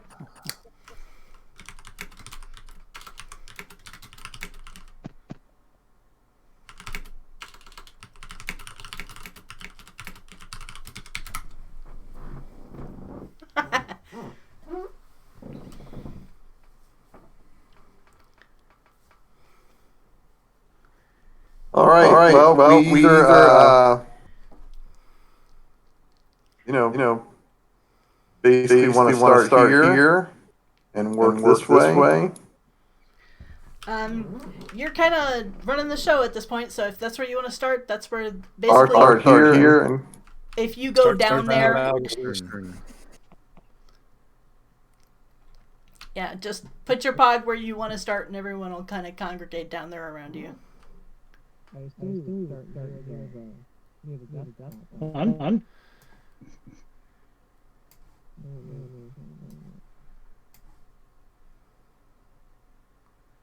Actually, Sly and his buddies are going to stay up there because they do not have any goods on board.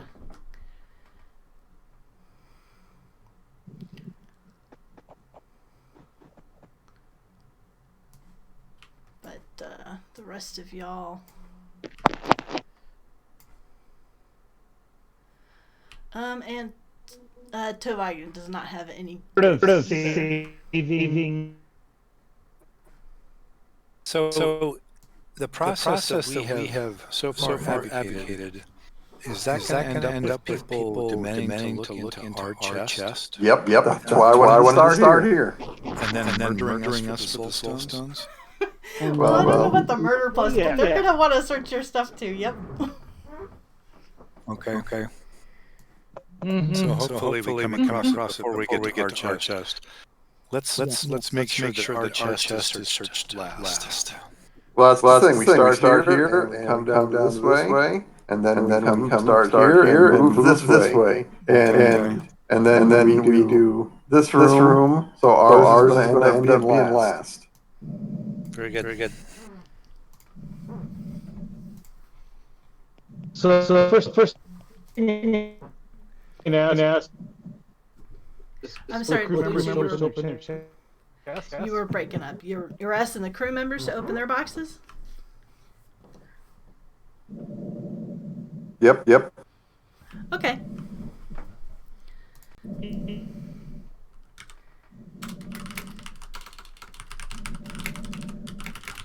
And then I'm do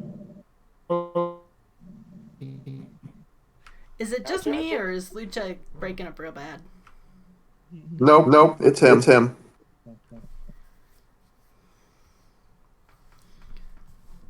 So you Let me try swapping servers here and see if it helps. okay? It feels kind of tragic to me when somebody develops a terrible stutter in the middle of a session. Hello?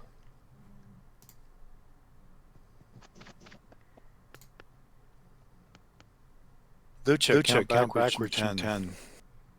10, 9. There he is. 8. Okay, I switched it to the U.S. Central server, so that may have helped.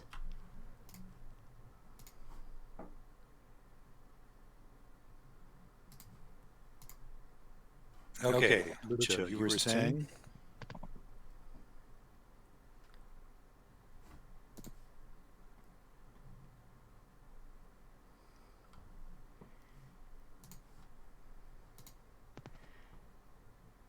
Yeah, I can't hear him at all now. Go ahead and type whatever it is in the chat.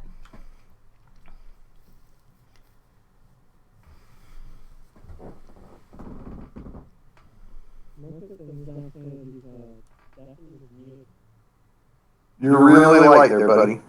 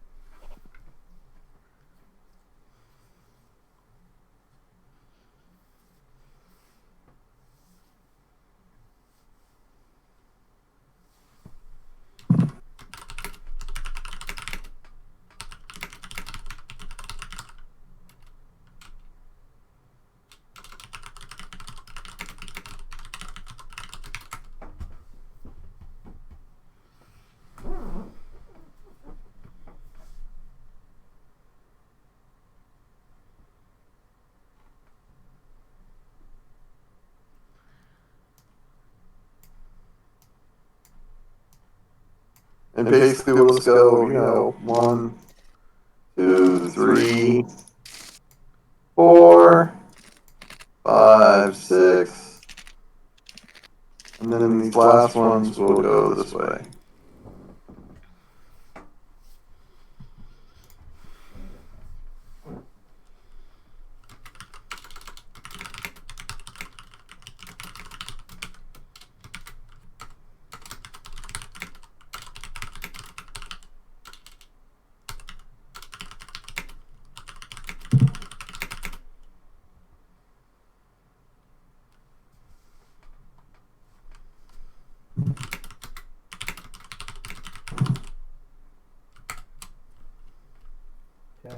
Can you guys hear me okay now? Yeah, Yes. it's a little on the quiet side, but we can hear you. Yep.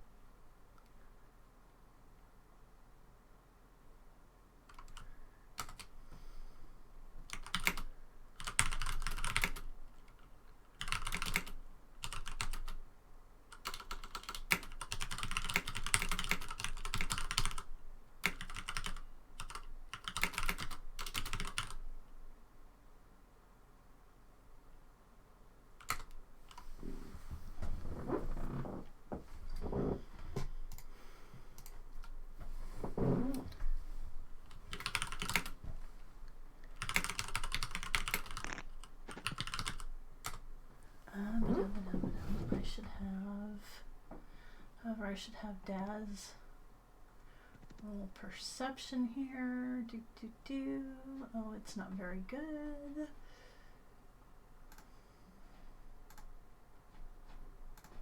He's oblivious. Okay, and I assume that, we, now, as far as the giant crate of weed, can we, at least, poke around in there, see if there's something that... Oh yeah, you can. Some of it's bundled up in packages, but you can go through the whole thing. It appears to be just marijuana.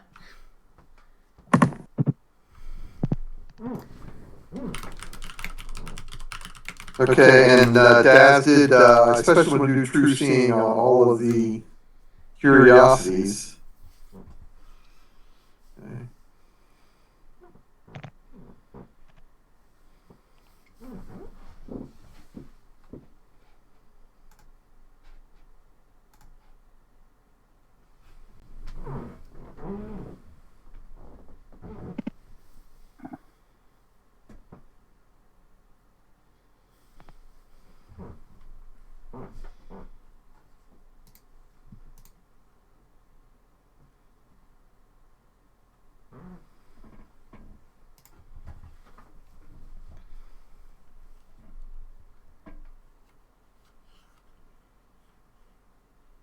Can you guys hear me okay now? Yeah. Okay. I think my other headphones died. I've been in a meeting since, I don't know, 6 o'clock this morning. Didn't even think to charge, and then I found that I was off.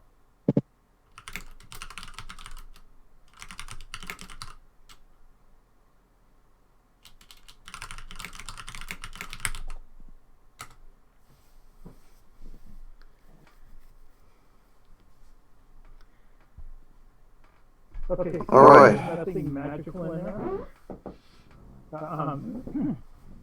And Jenny, I'm kind of going out and I'm living here from my knowledge.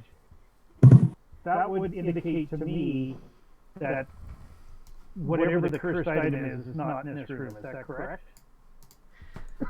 Yeah, you're not finding anything in this. Basically, this whole deck of the ship, you have searched extensively and not found anything. Now, if you want, you can make perception checks to see if there's like any nooks or crannies in here, like maybe a trap door or anything that might lead to something that you hadn't spotted. Well, yeah, of course. Don't roll it.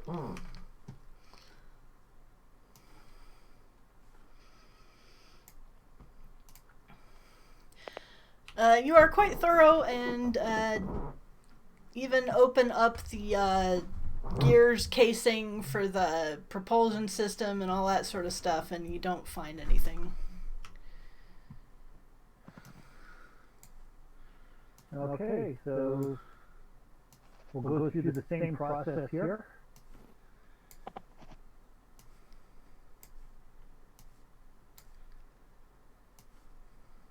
I guess, there is always the possibility that stones are cursed.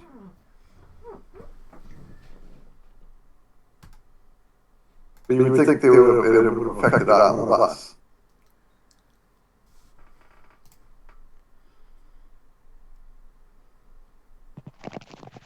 You would think that, yeah.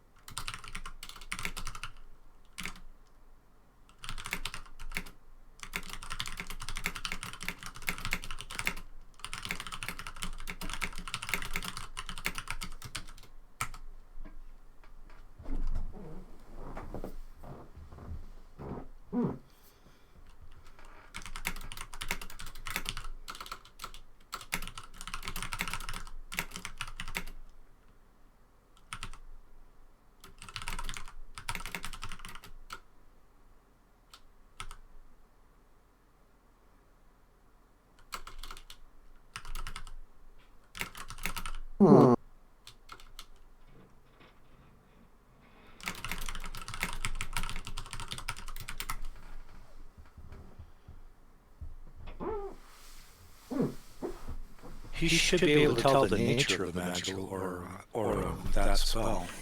Yes, and he said exactly that. I don't know what it is. I can just see that there's some kind of effect.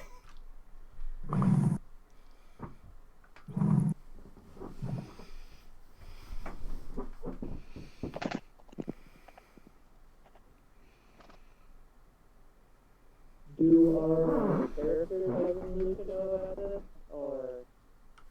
It depends on whether you want to crowd into the corner and overhear him or not.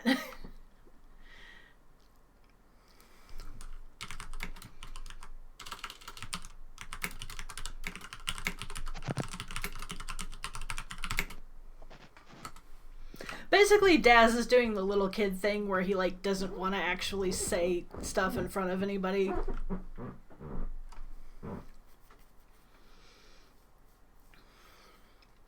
But he's not gonna like actively try to force you guys to not hear him.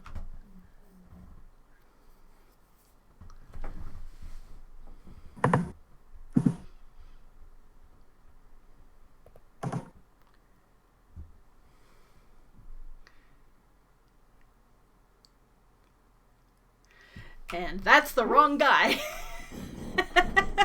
No, I know it is. I deliberately did not ask about what's his name? Tovig to start.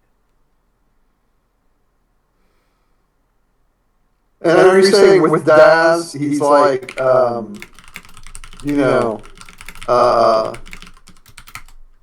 when he asked, what did you do? And I didn't do anything.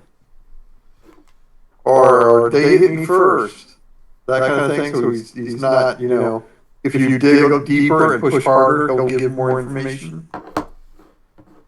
No, Daz isn't trying to conceal anything from you guys. He just isn't comfortable speaking publicly. He's basically like, if you ever have a kid who's extremely shy and they want to do something, they'll like go over to their parent and ask the parent to do it.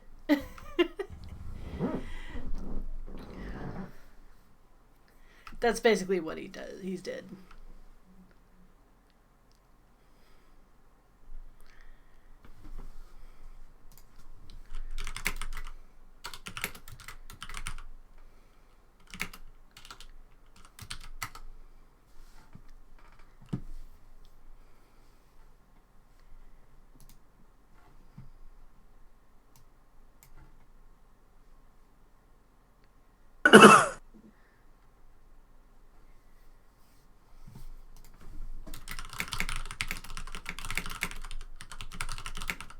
I think that's how you spell base.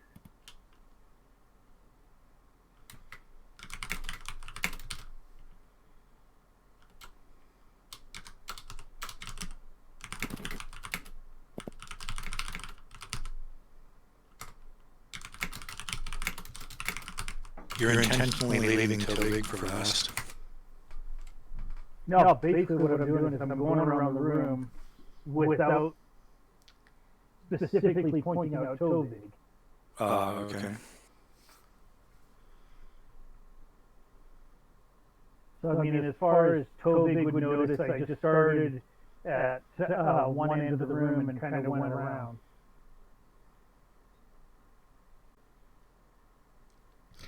Basically, everyone who had magic items has already shown them to Daz. That was including Tovig? Yup, he's got a couple of miscellaneous adventuring style magic items. That's why Daz was like, well, he's got an additional effect on him that isn't accounted for these items. And he saw that from True Seeing? Yeah, because Tovig shows 4 items, Daz sees 5 auras on Tovig. He can count. Does Daz have Dispel up? Daz does not have Dispel Magic. And I happen to at the moment, but I would have to identify it in order to dispel it. Is he able to communicate well enough to me so that I could try that?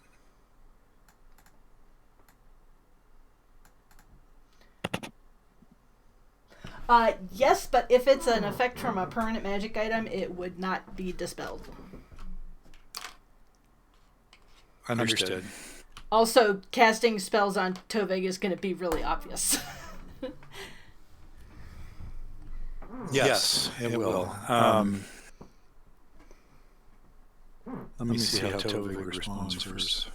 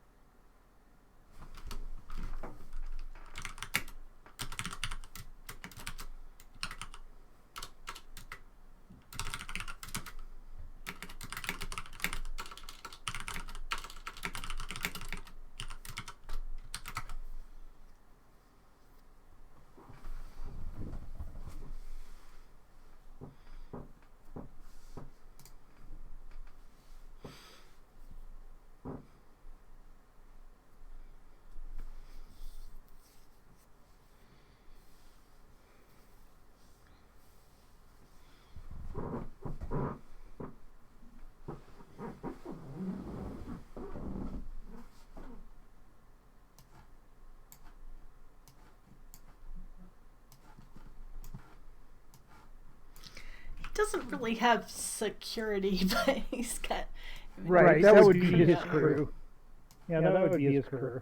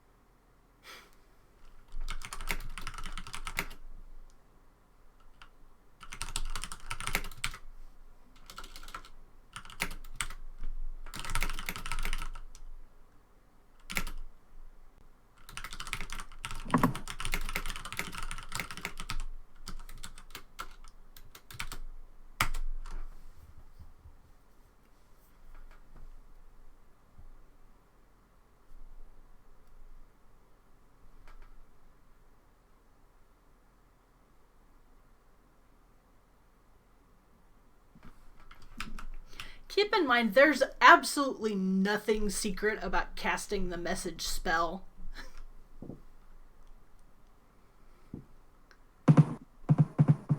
But they wouldn't necessarily know who it was directed to or anything else.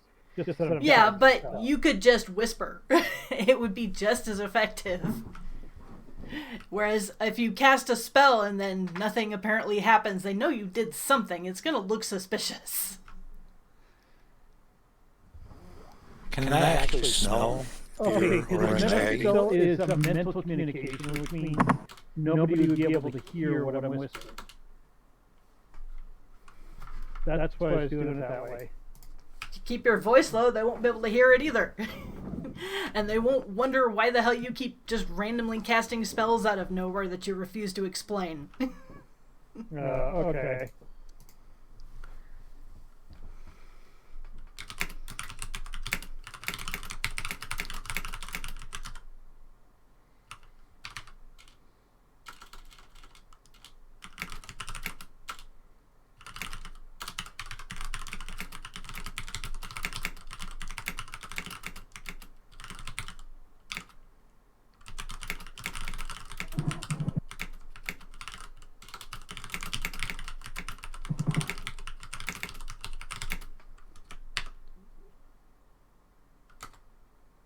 Okay, so basically, you know, I'm going to do kind of the same thing, go around the room, a little bit further, trying to detect whether there's any magic that was hidden on a person, etc.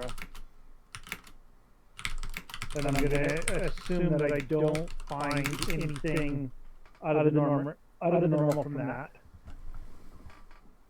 Sorry, what are you doing? That we've already discovered. So I'm gonna, basically walk up to the individuals and do detect magic. Okay, you look around the room completely just doing again what Daz has already done, and you find exactly what Daz said. Right. All of the you have identified every other magic item in the room except there is one bonus effect on Tove. Right, which is exactly what I expected. Okay.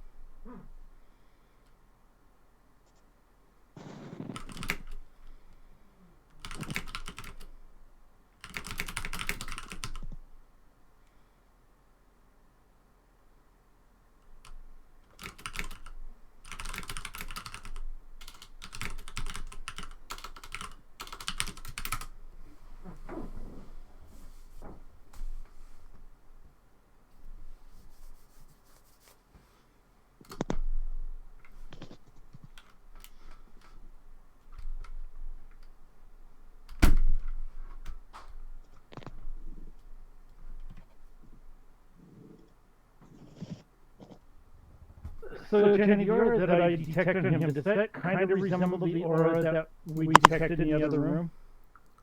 Roll Arcanum.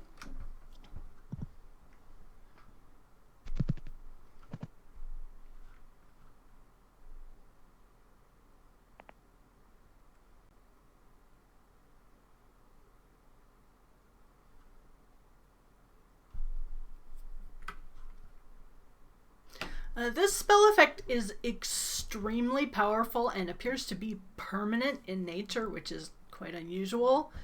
It's some sort of ritual magic. You're not familiar with it. It does not have any dimensional aspects to it. Okay.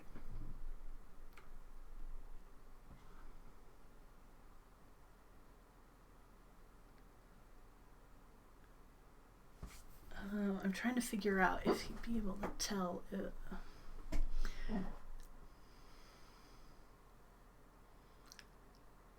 No, he wouldn't be able to tell because it's not on. The spell effect that's on Tove is not the spell effect that's causing the curse.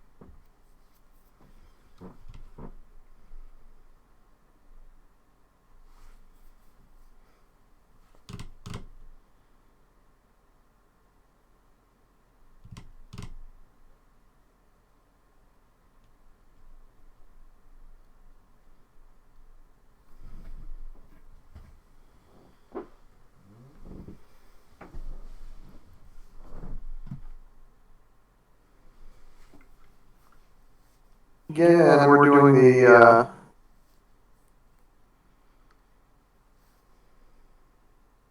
looking for any secret areas or. You search the cabins and don't find anything particularly interesting. And eventually you guys wind up in your room. And the only thing really left to search on this level is your box of stuff.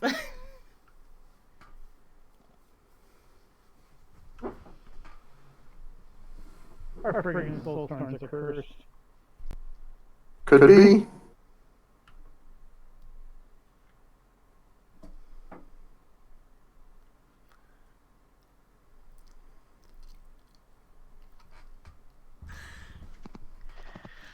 Okay, So now I have the question, are you just going to open the box and let them look in it?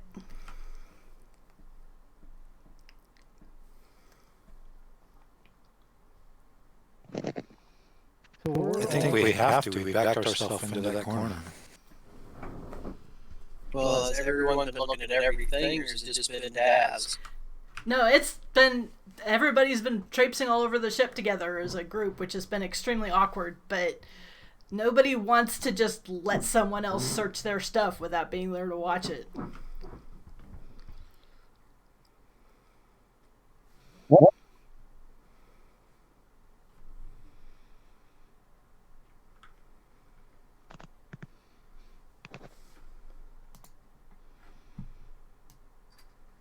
Okay. All right, so before we open it, I want to address the room and give some sort of story about high level wizards and clerics that we are transporting this for.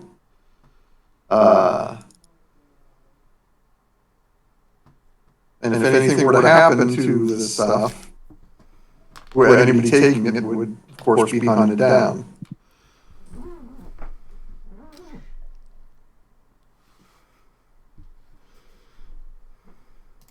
I was going with seat there instead of.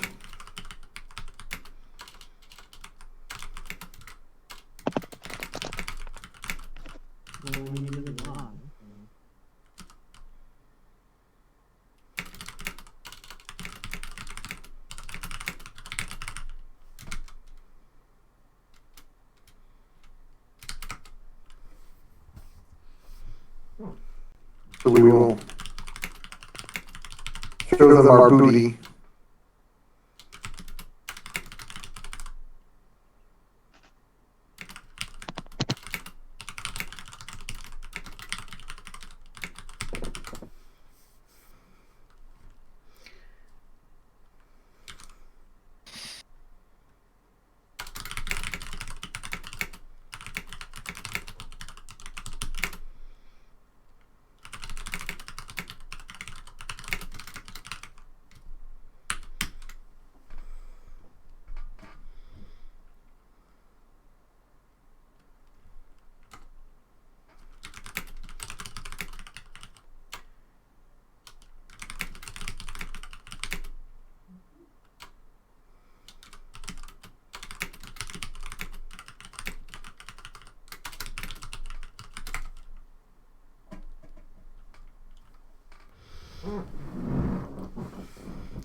Yeah, we definitely got the kill promise now.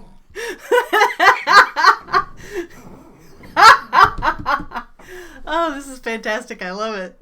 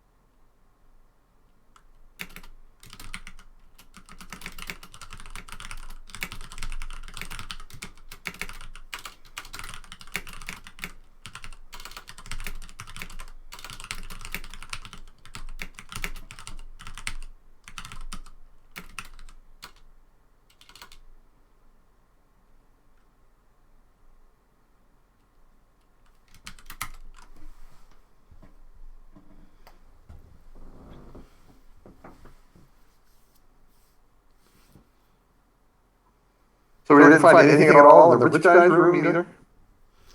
No, you search his room. He's got lots of luxury items, but nothing particularly magically. He doesn't seem to be a collector of magic stuff. He just has antiquities.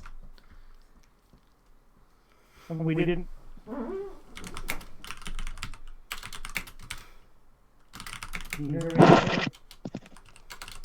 You're a little soft, but I can hear you. And we didn't find anything in Linnaeus' room? No, that was the rich guy. Nope. I am a little inclined to doubt that any kind of work the Adventurers Guild would do on someone is something that our wizard would be completely unfamiliar with. So I'm a little suspicious about that. Same here, but what we were able to identify didn't have anything to do with anything extra-dimensional. So it seems unlikely it's a source of curse. Well, the thing is that the work, quote unquote, may not be the source of the curse. He may have an item on him that is causing that effect that you saw.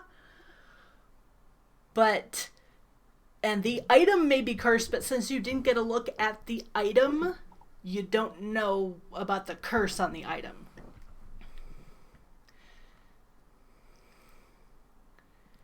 And we never will unless we're willing to strip search him. Basically. Well, I would think a cursed item would still have some kind of... No, because you would have to physically see the item in order to detect the curse on it. Because unless the curse effect is on him, he won't radiate curseness. He's radiating magic of some other sort that the item is casting on him. Assuming there is an item. I know it's a little bit on the subtle side, but that's how I interpret this sort of thing would work, is that in order to detect a spell on an item, you have to see the item. If the spell is cast on someone specific, you can see the aura on them. But if he has a magically cursed tramp stamp, we're just screwed. Well, the question becomes, who's going to bestow that? Well, since he's gay, I nominate Paladin. You ever got the highest charisma? Yep. One of the Paladins. Harold. I think that's the highest charisma. I'm too small, I can't reach.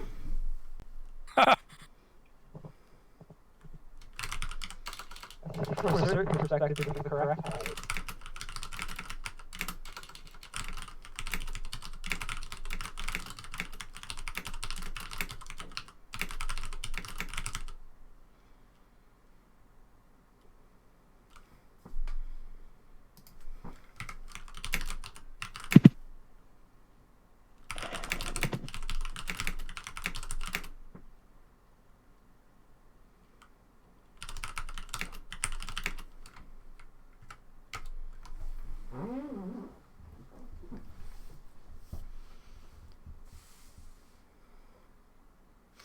of course, Elendil could always try to pick his pockets.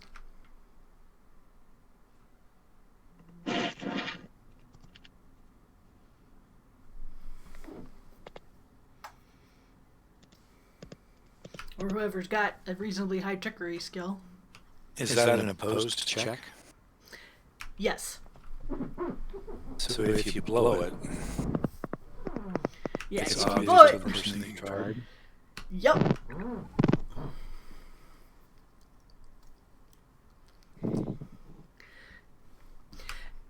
Trying to pick his pockets in a crowded room like this is going to be exceptionally difficult. If you were to say wait until everyone's gone to bed and do it then, that would be different.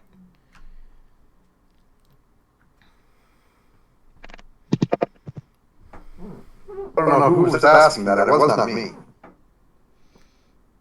I just mentioned that it was an option that you have. Oh, okay. You do not have to pursue it.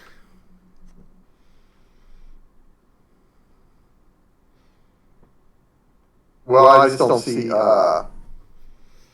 Likewise, Yeah. Lucha could try to cast Read Mind on him. Granted, casting the spell would be quite obvious. Well, yeah, it states right in the spell that they know that this is happening.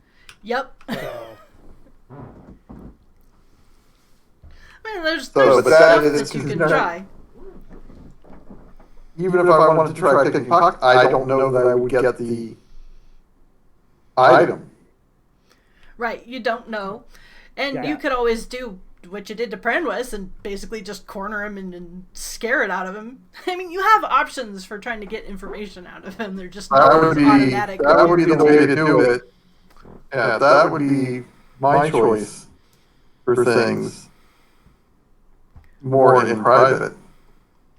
Now, here's the thing.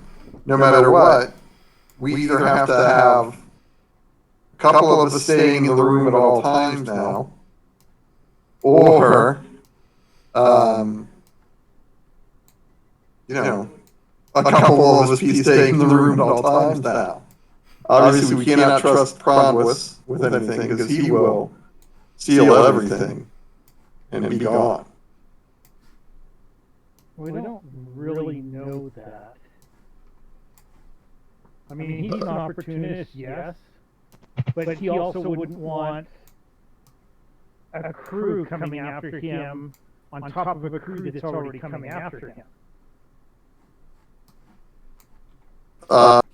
Basically, at this point, the Church having not turned up anything particularly useful, they get the ship back underway and continue sailing. Yeah. Do not make very good progress this day as the search and arguments took up a huge proportion of the day. I don't see that. Pronwis obviously was not thinking about having what's his name coming after him when he made off with that stuff. He was completely unconcerned. So I feel he would do the same here. Yeah, on the other hand, he did try to hire a crew to replace the item to get himself out of debt. So he wouldn't get killed. Well, again, would you want just one, or would you want two people after you, or two groups after you? If I'm worried for death, what's it matter? The process, the behavior pattern that he has portrayed in getting the first group after him implies that perhaps he would do the same thing again.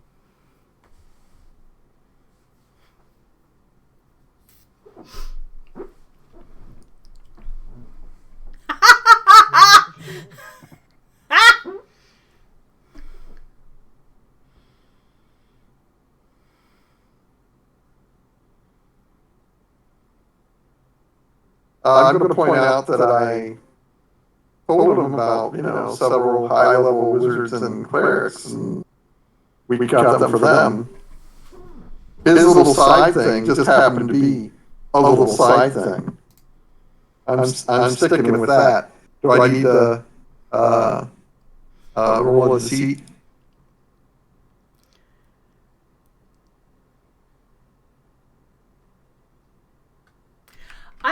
I'm just gonna rule at this point that he just doesn't believe you. Because you can't really lie to people effectively if they have seen in front of their face wildly contradictory evidence. May I introduce you to the President of the United States? Yeah. And his followers. Yeah, this is there is no gaslight skill, so he has to use deceit. Yeah, I'm just sticking with it and doubling down.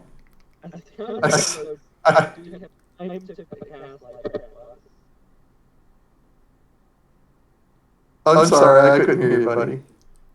Do you have time to gaslight? Oh, I'm sticking to my story.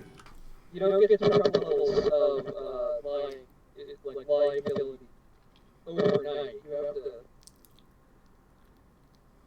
It's the beneficiary of a process of gaslighting people. Can anybody hear Golan? I understand what he's saying.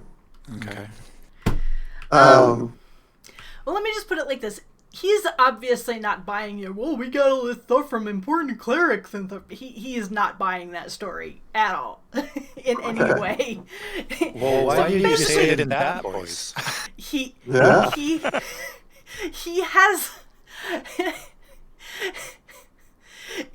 You have a chance to maybe try to repair some sort of relationship with him here if you want to, but basically if you stick with that story, he's gonna basically assume that you guys and him are now enemies and not make any effort to be at all helpful to you going forward.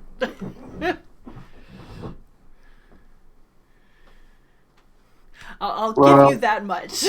So if you do not do pick and shovel work, you can pretty much just assume that he is now going to actively seek to screw you guys over. I already believe that. So that the rest of you guys can make up your mind so I do it on your own. I have no problem with thinking. But I'm just telling you that you can tell from the way he has reacted that that is going to be his attitude going forward if you stick with this blatantly, obviously false lie.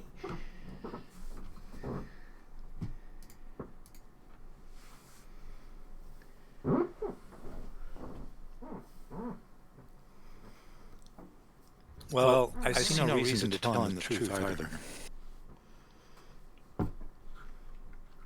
Don't have to tell him the truth necessarily, but you have to make up something else. I don't know. We're just leaving a whole lot of angry, pissed off people in our wake. I love that they came up with the idea of searching the ship. It's going to let...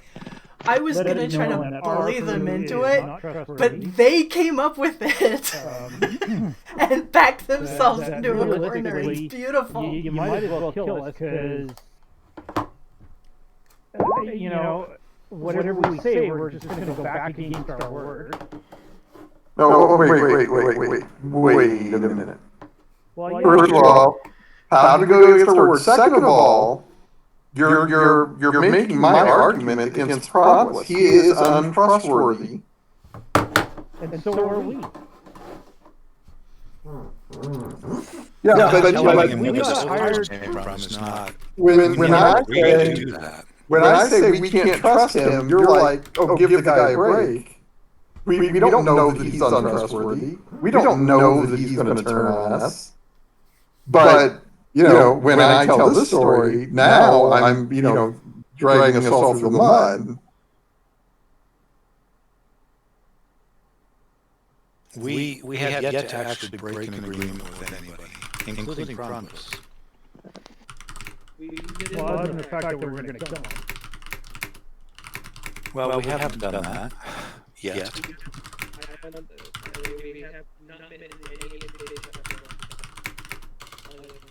I can't hear going at all. You really can't hear me at all? I hear you, but it's very light. How now? That's better. Okay, yeah, and we did what the parents hired us to do. And we haven't indicated in name that we're going to kill him.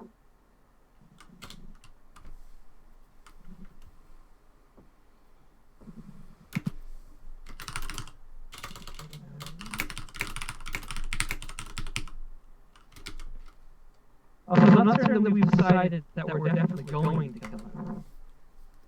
Well, some of us have.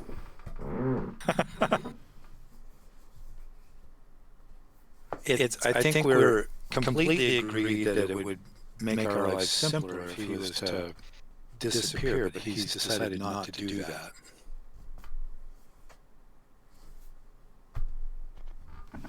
Well, because if he elects to disappear, Yasmin's gonna come after him and kill him.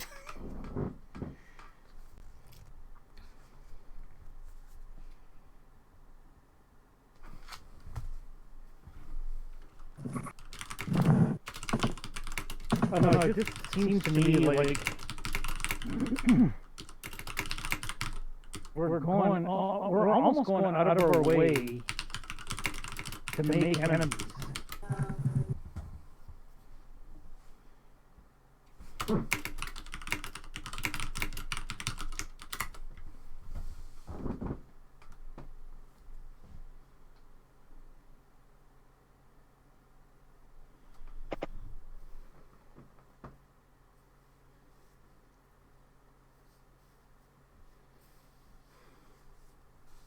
And you know, if that's the road we want to go down, that should be kind of a consensus thing. You know, do we want to be going out of our way where we're going to be so aloof, even just doing the search of these crew members and the passengers? So that was co-sponsored by the captain because we were trying to get to the bottom of a curse. And we allowed our stuff to be searched. Right. And in the first place. And we, by and large, have the most valuable stuff on the whole ship. Yeah, by like an order of magnitude or 3. Yeah. But again, you know, with Linnaeus and even Polvig was a little bit cavalier on allowing himself to be searched. Polvig was definitely pissed off and definitely pissed off, and is going to let it be known that, you know, we ran roughshod over everybody to get to the bottom of this. There was no roughshod. Everything was completely voluntary. Well, something happened within the room where we got a weird aura from Tolvig, so let's hold everybody in the room until we can figure out what's going on. The captain agreed, but it's still, we had everybody held in that room until we could figure it out. That's running roughshod. What would you like to do differently in the future? I'm not sure, and I guess that's part of the dilemma. I don't think they're particularly upset. I mean, the general consensus, I mean, people are scared. They acceded to the search of the ship. They just thought you took too long, pretty much. They are more annoyed at the going through all that and not finding anything. Prandus is pissed because he's in a huge amount of debt. We had the opportunity to help him out of it if we wanted to, and we didn't want to.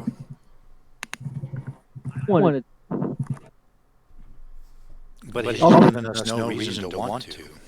We still have the opportunity to do that. Yeah.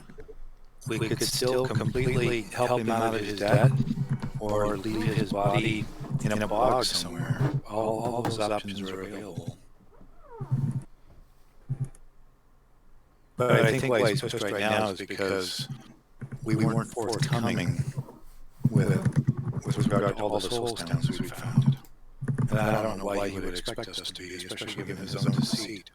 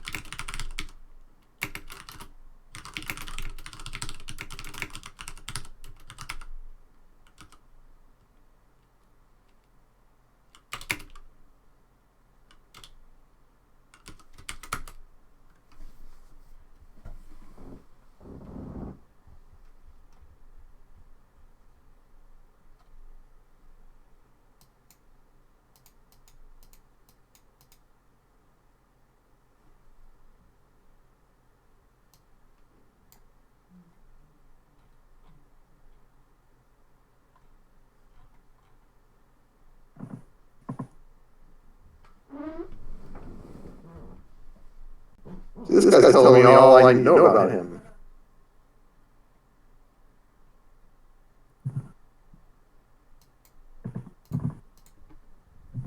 A fairer cut? Come on.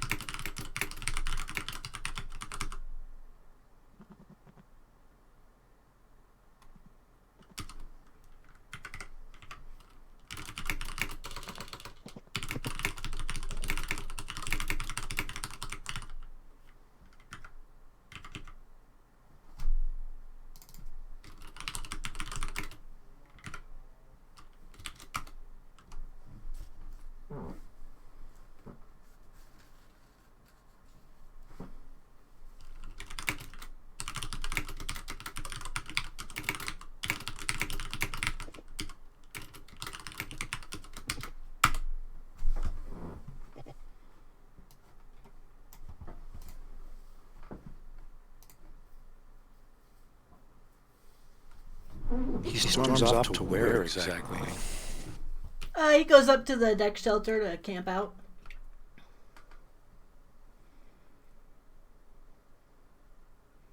Takes all his shit with him? Well, yeah, he doesn't really have that much. Put that bag of holding. He does have 2 soulstones and a bag of holding, correct? Oh, did you already give him the stones? Oh, we did not. No, we didn't.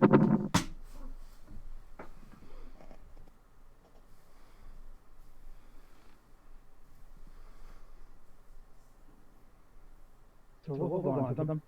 Well, if he's deciding to cut ties and go his own way, then I do think we owe him those 2 stones. He is making the option to walk away from his life savings. I mean, literally life savings. He can't force you to turn him over. He doesn't want to start a fight with you. We have to give him stuff. No one's going to want to hire adventuring party. The first person who hired him, they pissed him off, he stormed off, and then he didn't get what was agreed upon in the first place. Or we can hand them over to Yasmin in exchange for his life, which was kind of the reason that he wanted them in the first place. Yeah, we could make sure when we hand them to Yasmin that we say this cancels Crandall's debt. I'm just going to put this forward, because you guys are all such sweet men. Doesn't really matter what we do. He can still say anything he wants. He feels we have wronged him. We have not. But since he feels we have wronged him, he will, in his mind, convince himself that we have, and that we should have given him all 7.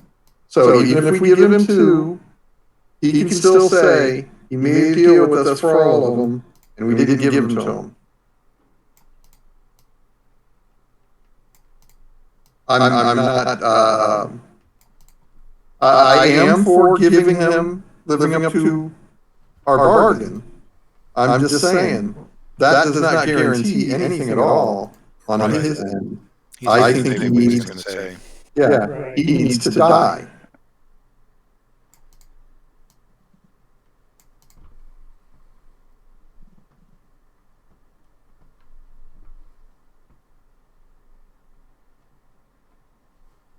That's all I'm saying. Because how do you get to he needs to die? Because That seems like a big step. Yeah. Well, he's speaking angry with to us. be fair to Elendal, he could leave the ship at the next landing, go directly to Yasmin, and tell her, "These guys robbed me. If you want your stones, you got to kill them." Yeah. Or That he is could an option he has. He could tell anybody anywhere Anyone. who's more powerful than us Yes. that we have the Soulstones we have, and they will come get them from us and not leave much behind in terms of way of living adventures. Yes. That is also true. So now you see, Well, I think you're starting to get my point. ship could do that. Does That is also true. Everybody on the ship? Somebody's got profession sailor. Who's got some lighter fluid. I mean, we got somebody who's strongly connected to the guild. I think Allegedly. if the guild wanted the money, then they would have a much better chance than somebody who's no liar. So do we have to assassinate Toldig because he saw them? Linnaeus is part of a very strong marketing family or trade family. Does that mean, and I'm not sure if it's a he or a she, does that mean that they're going to need to be assassinated? Because they definitely, they're out for the money. So they'd have the ways and the means way better than Frandos would. I can walk around with a fistful of $100 bills anywhere in the city and get assaulted. But there are some places in the city that I do think it behooves us. I don't feel like assassinating anybody. I do think it behooves us to get off the ship and go another way. Yeah, I mean, our secret's out of bag now. the ship is going to be the quickest way to get to where we want to be, though, right?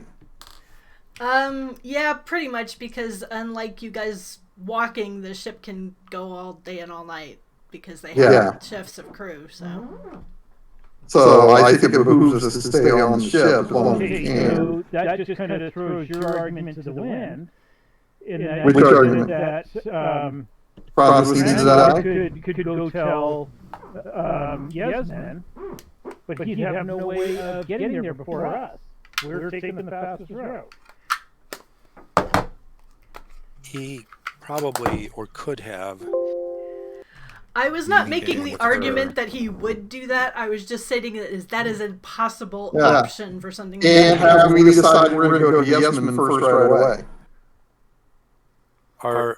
Where we left the discussion last session was we were going to mosey up river and see what we could find out about her, and we haven't found out how much yet. Right. Yeah, other than that, for a mercenary, she's pretty honorable. Jenny, if we took the canoe and worked in shifts, could we beat this riverboat north, including with me as an alligator? Oh, now you're going to make me do math. We're not going to make you do math, just say yes.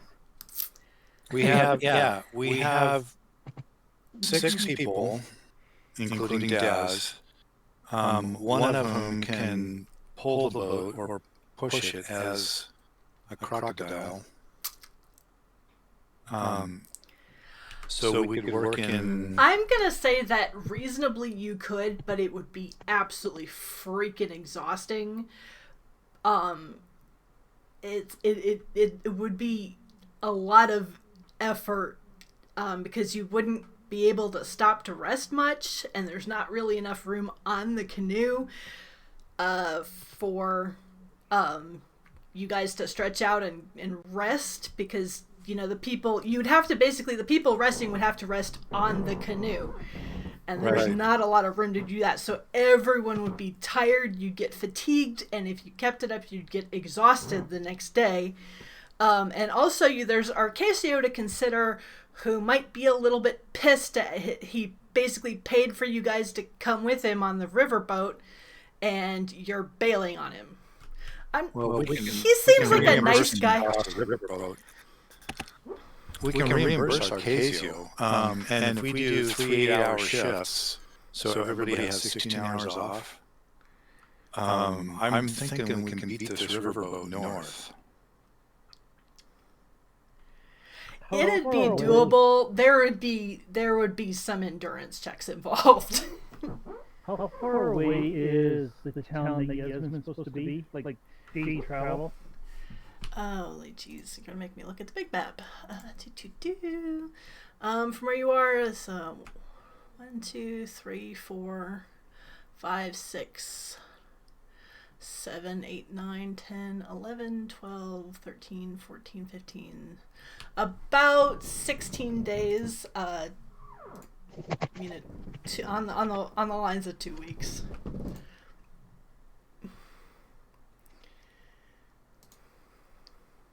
And of course, that's assuming you guys don't run into anything on the river.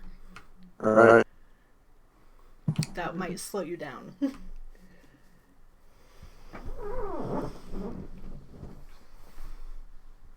I kind of want to do that unless somebody has a better idea.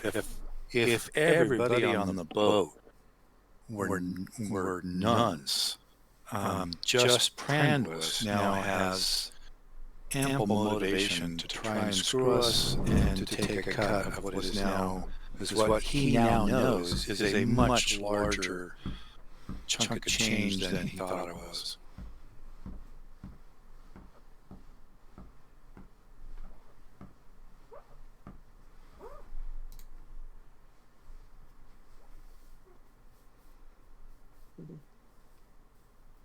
Yeah, the only issue that I see was brought up was the fact that, this is going to assume that we have no trouble at all on the river. And then you also got to take into account that if we disappear with the canoe, which would be very obvious, and Pranbus has some way of communicating with Yasmin at the next port, he's going to do that anyhow, and he's going to know exactly where we are. We're on the river. And we're going to be severely tired from So what are our alternatives? Well, I like being on the boat here. We've got a defensible, position unless they're going to burn the boat down. We've got one door that we need to worry about. So we've got a bottleneck if anybody comes for us. I've got no problem with staying here.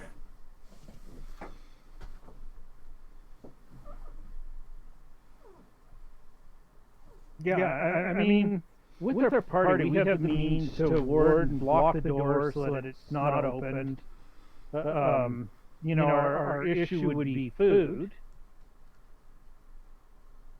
Food and water. Which we can go and get. It's right down the hall. Or, let's face facts, we can start paying the crew to bring us food. Although, I'm not sure, I'm going to trust him not to poison stuff. Well, the gnome might do it. He seems pretty friendly, but he might put marijuana in it. Yeah. And I think what 3 of us are elves, right? So Yep.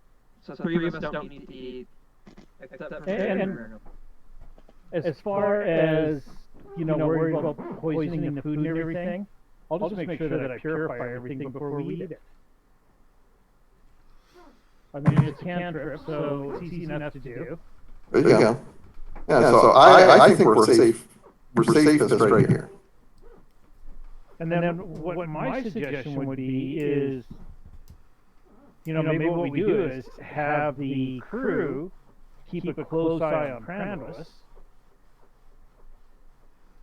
And, if he leaves the ship or anything, to let us know.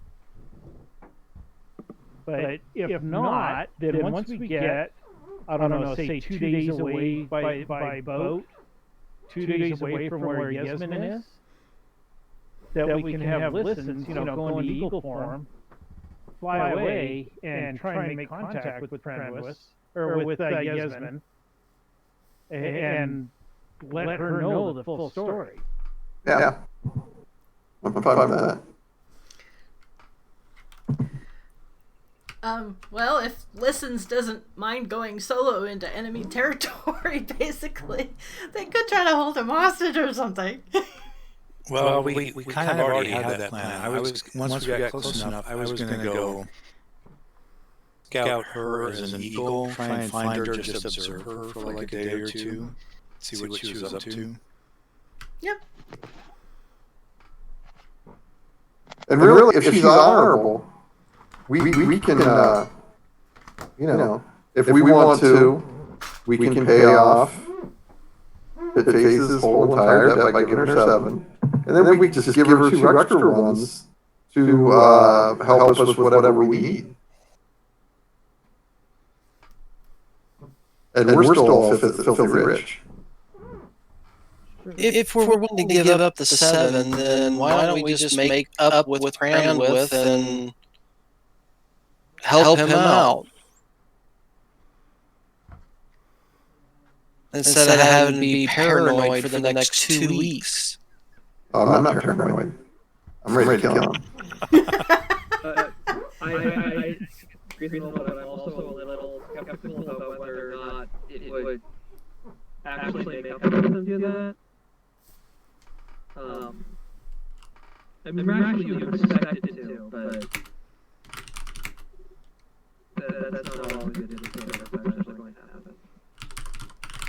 I mean, he said she wants all of them. I figured you guys would, work it out.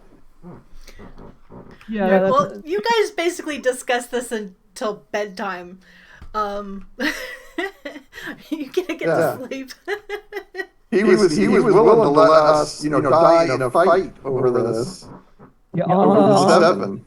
Of him not lying to us, saying that we could give him 2 and keep 5, and then revealing later, Yasmin's not going to be happy with 2. She's going to want 7. And then claiming to have accurately represented the job to us. More importantly, even if Prandus was our best friend, yeah, well, everybody else on this boat now knows that we have. Let me just point out that he didn't say that Yasmin would kill you guys for the stones. He said that she would kill him. Right. So you could just leave with the stones, and the only person who suffers for it is him.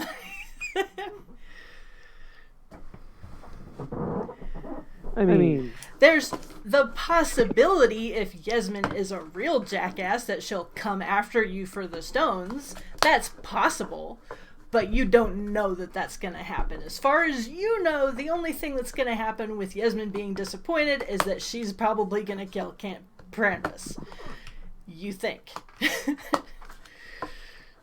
Right, and I've got no problem with giving him, like I said, the 2 stones. I'm just saying, just because we give him the 2 doesn't mean he's not going to be trying to double process somehow, because he's not trustworthy.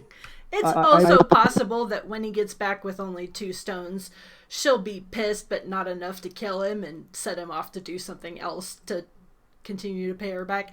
You don't know 100%. You just know that he's scared. He didn't make a great deal with you guys because you made a hard bargain with him, and he's not sure what's going to happen.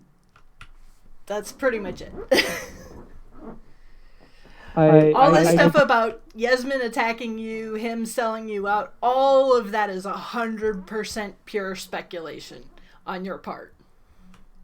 The way I remember it is we said, us five and you two, that doesn't sound like you're really, getting much out of this. And he was like, well, that's the way it is. We did not, I don't remember us striking a really hard bargain.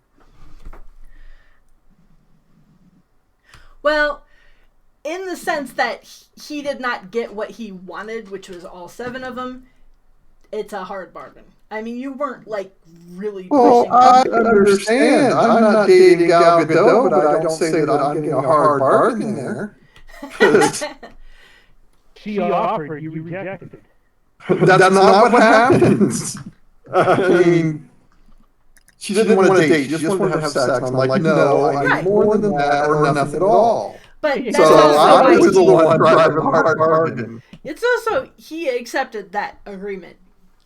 Yeah. He wasn't complaining about it at the time. It's just that when you dug through his personal business and confronted him about it, he was like, well, I was supposed to get 7. I'm not sure what's going to happen if I only come back with 2. So, but, he's like, you bargained me out of the other 5, and I did the best I could. I'm not a, super genius. But now you guys are making this huge deal about being paranoid and treating him like crap, and he's feeling a little put upon. See, I don't see this treating him like crap. So. Yeah. I mean, I guess in your profession, I get the paranoia. But I think that's what a lot of it is just that paranoia.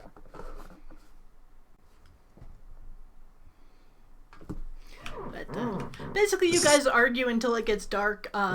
Eventually, you go to bed, and right around 2 a.m. again, the screaming starts back up. Same place?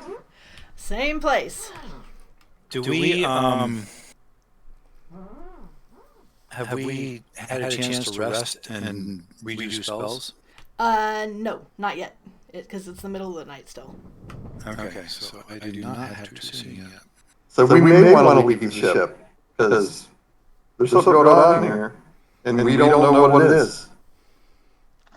Unless you all want to... Well, let's start with Daz doing a true seeing on the victims this time. We kind of have a hard stop now because Adam's got work tomorrow.